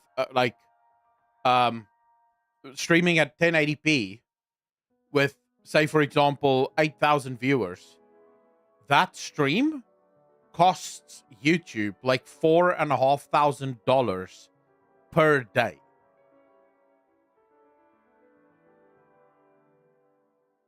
$4,500 per day.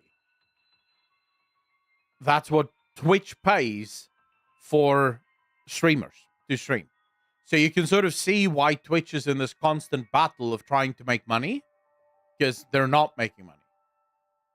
Because think about this.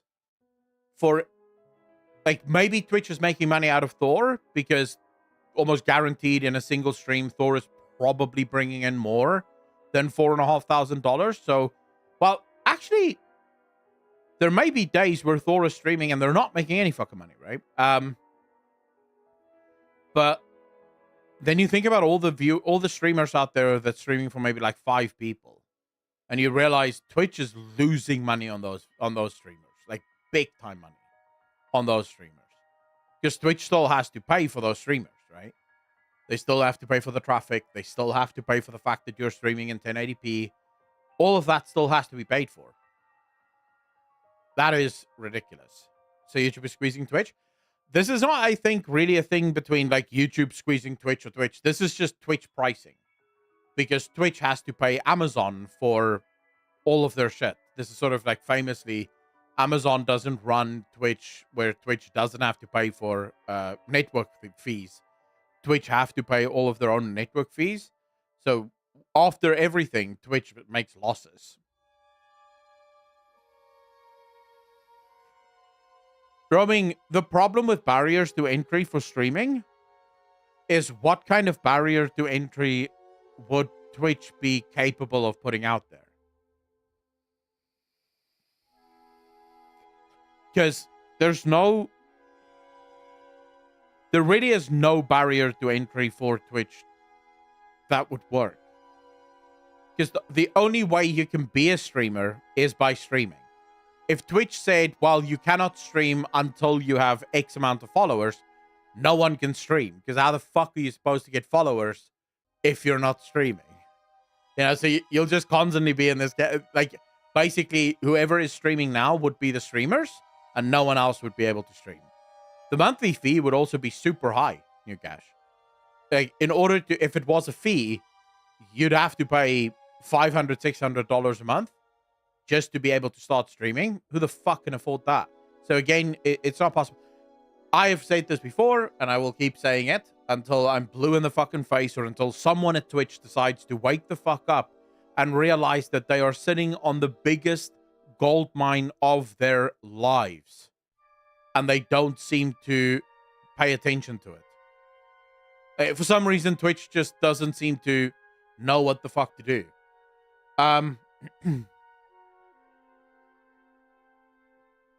Take a look at this. So this is on the Akalon TV channel. So I'm not entirely sure who all the people is on here, but take a look at the shorts thing here, right? So I know Emaru. I don't know any of the other people here. Oh, I know Moist Critical as well, and there's Thor. Emaru, this comes from her stream, right? This is definitely something that she did on her stream. You can see the chat there. Moist Critical, something on his stream. Yeah? Thor, something on his stream. Here's Emaru as well. Now, this one seems to... Okay, this is actually a made short. This seems to be some dancing... Oh, I like this girl. She's hot. But she dances, and this... I don't know what this is. I don't know what this is. These are... Is this Major Kill? No. There's also some guy making Warhammer 40k shorts. So, out of the shorts that we have suggested here, we have 1, 2, 3, 4 shorts that Twitch paid for, because remember, these people streamed on Twitch in order to make these shorts. But Twitch is making no money out of this short. Nothing. Nothing. Twitch is making zero money. YouTube, on the other hand, is making fucking bank on this short.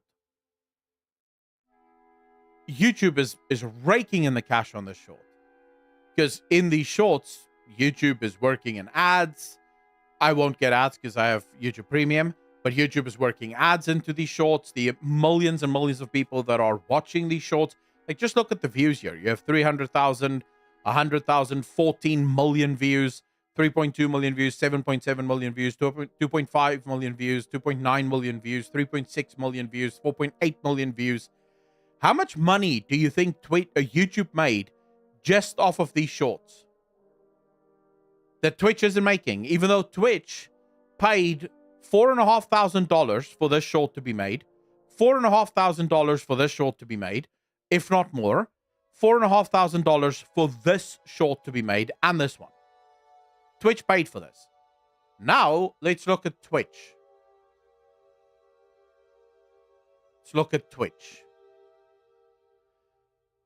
So where are these clips? Here we go. Here's some featured clips from small communities. You have to fucking scroll down to get to them. Guess what else? Twitch doesn't show ads on clip views. And if I were to watch this, okay, so I click on here. How is this a fun way to watch clips? I mean, nothing about this is fun. Just imagine for a second, when you log into Twitch, right here at the top, all of this moves down and there's two buttons there. There's live and then there's the clips button. If you hit on the clips button, you see this. Just an entire rows and rows and rows of clips that is made in this format. The content creators do it. Twitch shows ads on these clips. How much money would Twitch make just by doing that?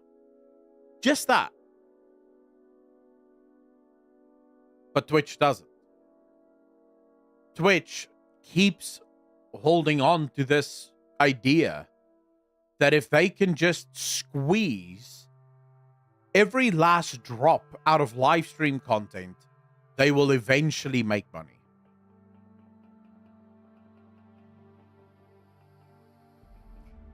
Shin, I've even gone so far as to suggest the following.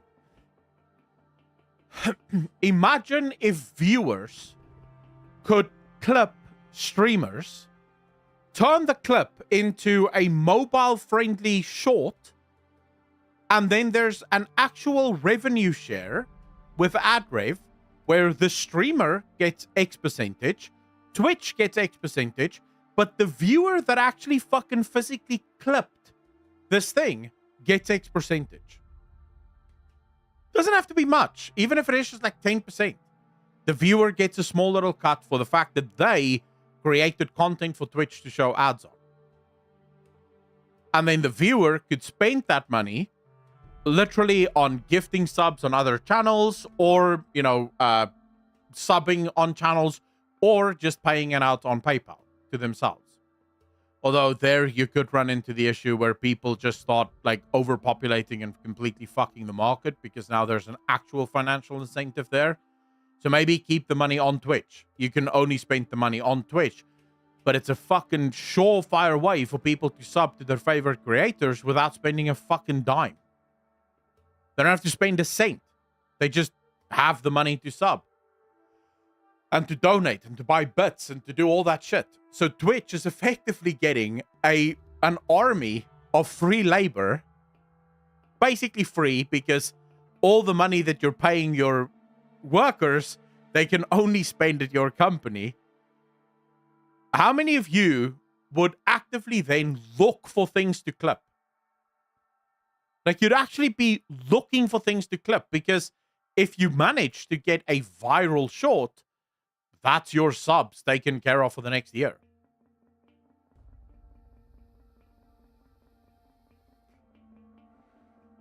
And it takes care of Twitch's biggest issue. So if Twitch ever wanted to fucking pay attention, now would be the time to do so. This takes care of Twitch's biggest issue. Discoverability. There is zero discoverability on Twitch. But imagine if I was watching Emeru Short here. I moved into like the countryside. Right. With, everyone. I'm watching Emeru Short on Twitch, and I can literally click on Emeru's button there, and it takes me to her Twitch channel,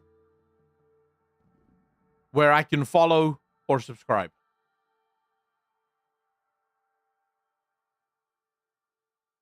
There you go. You've sorted out. You've sorted out the hardest thing that is basically on earth for streaming, and that is discoverability. this is the biggest thing that live streaming platforms have never been able to solve is how do I get discovered on a live streaming platform? By creating a shorts clips section, you solve the issue. Now people can be discovered, and you can stop forcing streamers to fucking play ads on their streams.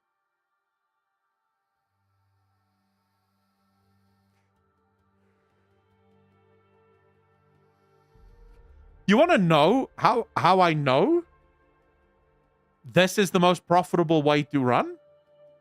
Dude, when YouTube learned about the successes of TikTok, they fucking gave up on YouTube live streaming to switch to YouTube Shorts.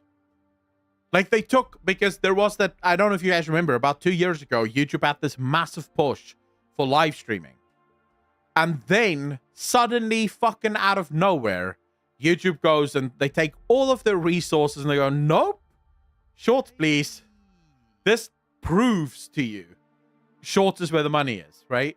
Because YouTube wouldn't be doing that if there was super money in live streaming.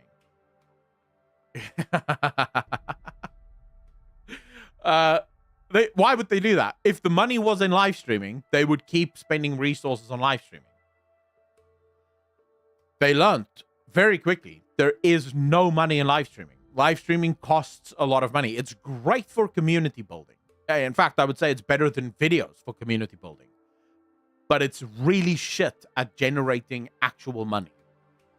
It's good for streamers to make money, but not great for like the platform to make money. Direxy, we have ADC today. That's true. That is very true. Oh, Demon Salad also welcome to Twitch. I recognize you switched. Jack the Wise, how you doing, brother? I haven't joined a live in such a long time. Still an acolyte of the beard for 3.5 years already.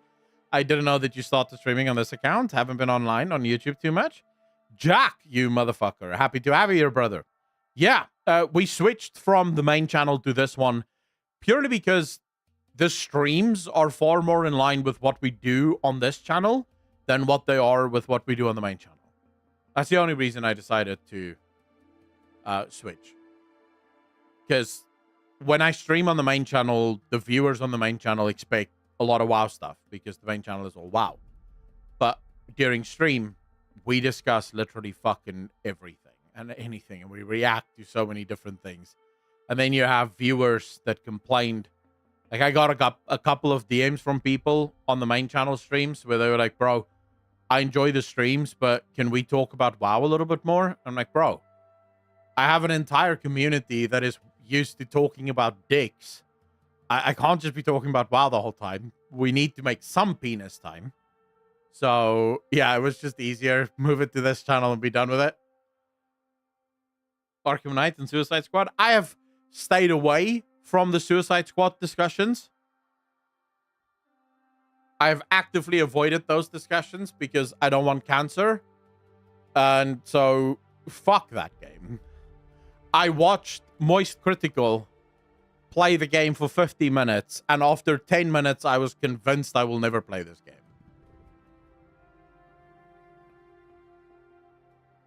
I just knew. Fuck this game. No shot. No shot.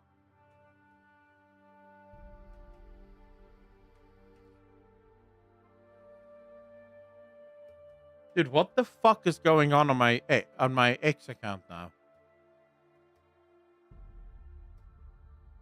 I always feel sorry for people on X. There's so many people that follow me on X based on like one tweet. And I always feel like, oh, you have no idea. You're going to be unfollowing in a day or two when you realize I am actually a cunt. I just happen to be on your side this time. I actually sometimes feel like I need to DM the people that follow me. Because you can, like, sometimes I'll see someone follow me and I'll just hover over their name. And based on their bio, I'd be like, yeah, you're not going to like me. This was the worst follow of your life. You clearly have not paid attention. I don't give a fuck about any of the things you care about. I played a little bit of Disco Elysium and I got bored. So it wasn't my type of game. I don't know why. Maybe I'll try it again sometime and we'll see.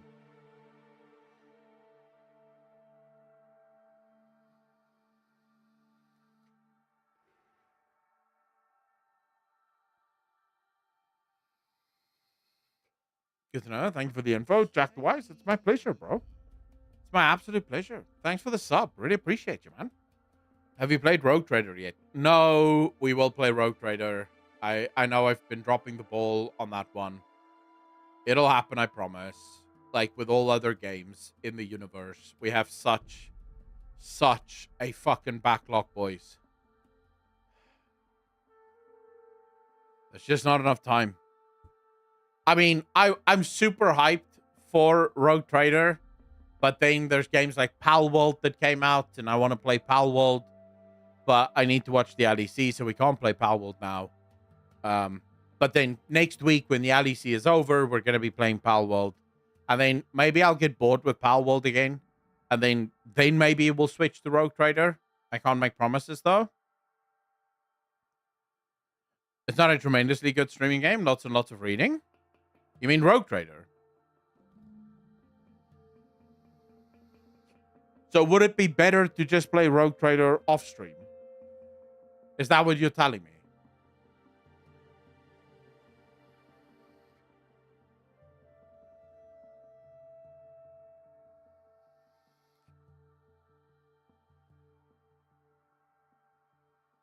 Yeah, why would you... I don't understand. Why would you release an RPG in 2024 or 2023? I think that's when it released. That isn't voice acted. I realize voice acting costs a lot of money, but I feel like you are... Like, I don't care. I actually like games where I get to read a lot. But I feel like there's a lot of people that will just instantly be put off by it. A lot of people will just instantly go, fuck it, I'm not going to play this. This is bullshit.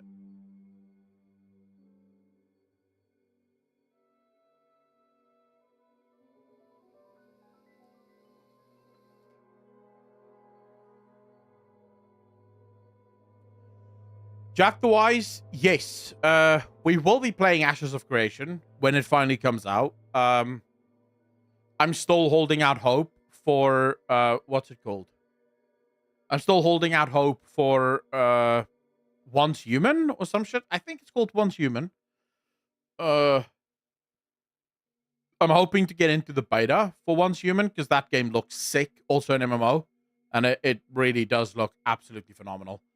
I'm also looking forward to Riot's new MMO. I'm looking forward to Ghostcrawler's new MMO. Like, I would say the best bet you have that I will guaranteed be playing a game on stream is if it's an MMO. Just because MMOs are easy streaming content. It's not like other games where sometimes I can get super engrossed in the story. Like MMOs, I'll definitely be playing live on stream. AI voices would be a great tool for indie games. The only problem I would say with AI voices, Theseus, I do agree with you. It would be an amazing tool. The only problem when it comes to AI voices is there's almost no way to train an AI voice without using actual actors or voice actors for it. And I feel like that's where you're going to run into trouble. So if you're an indie studio, I would say the way that tool would need to be set up for it to work would be you hire, for example, 2 or 3 voice actors, and then you ask permission from them whilst paying them for running their voices through AI and then using those AI voices in the rest of your game, which I think would probably solve all of our problems if you had a system like that. Sure, not as many voice actors would get jobs, but to be fair, if you're an indie studio that wouldn't have hired that many voice actors to begin with, no one is really losing any work at that point, right? Are you playing Lost Epoch on the 21st? Van, Wes, how you doing, bro? Why would I play Lost Epoch? What's happening there? I have never played Lost Epoch, so what's the significance of the 21st? The full game is released. Oh. Well, I could probably try it.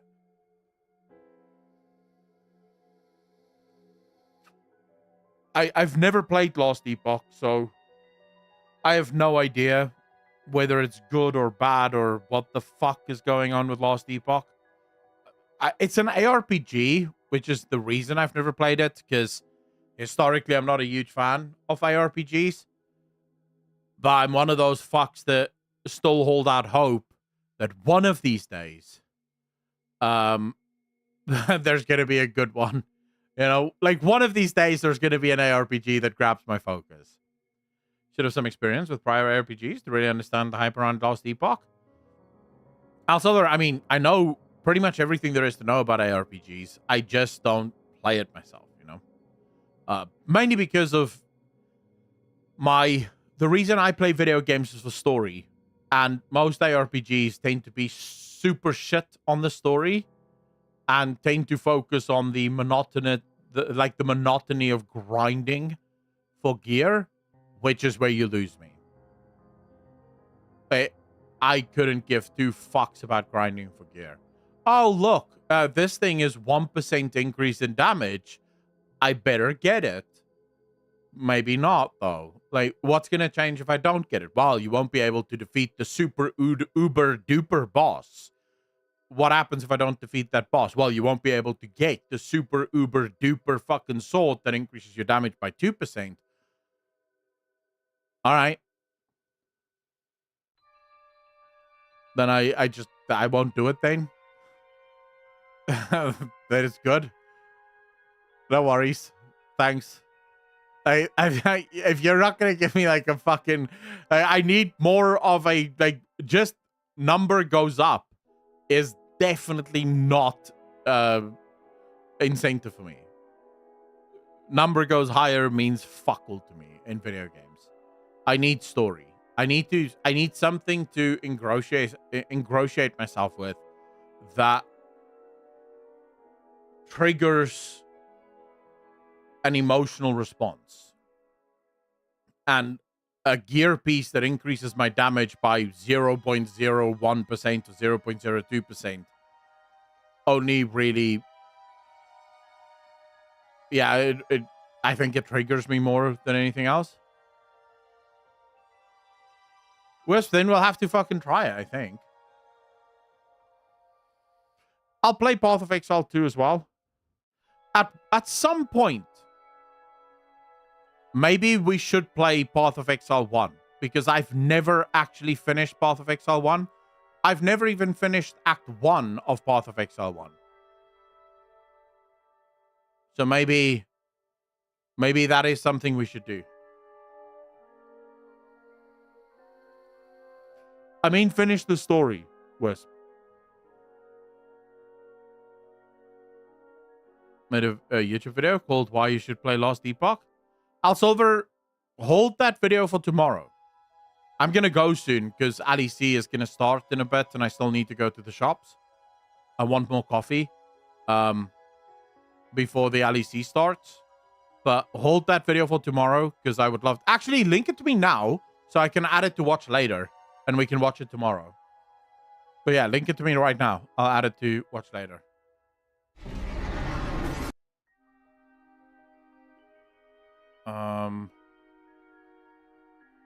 Save. Watch later. Nice. All right, I've got it. I get lost in Path of Exile lore after Act 3, I think. Well, here's the thing. I would be willing to try it out. I cannot promise that I will finish the story. I cannot even promise that I'll play for more than one day. I'll be willing to give it a go.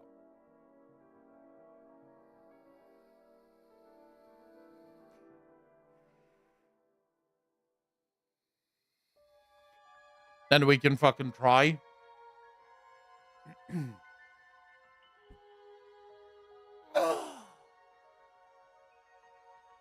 Fuck me. Okay, chat.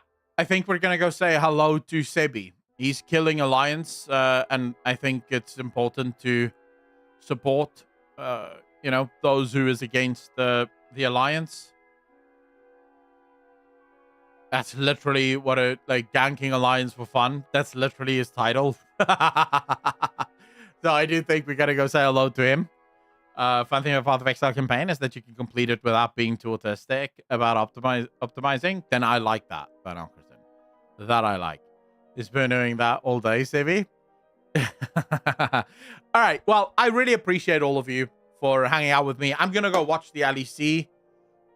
Fnatic is playing tonight, so I'm really looking forward to that. Really fucking hyped for that. That's my team, by the way. I'll see you guys tomorrow again for another stream. We'll play some Palworld tomorrow. Pretty sure I may change my mind tomorrow. We don't know yet. We'll see. Every day is a fucking mystery, even to me. Like some days I wake up and I actually think today I'm going to play Palworld or some other game. And then literally as I hit live, I no longer feel like playing that game.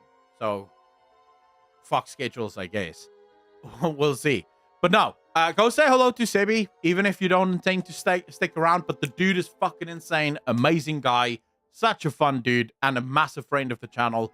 So absolutely go say hello to him. You're going to love him. He likes doing voices and shit like that.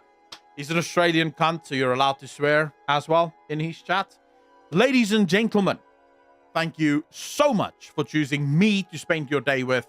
It's been my absolute pleasure to entertain you. As always, be kind to each other.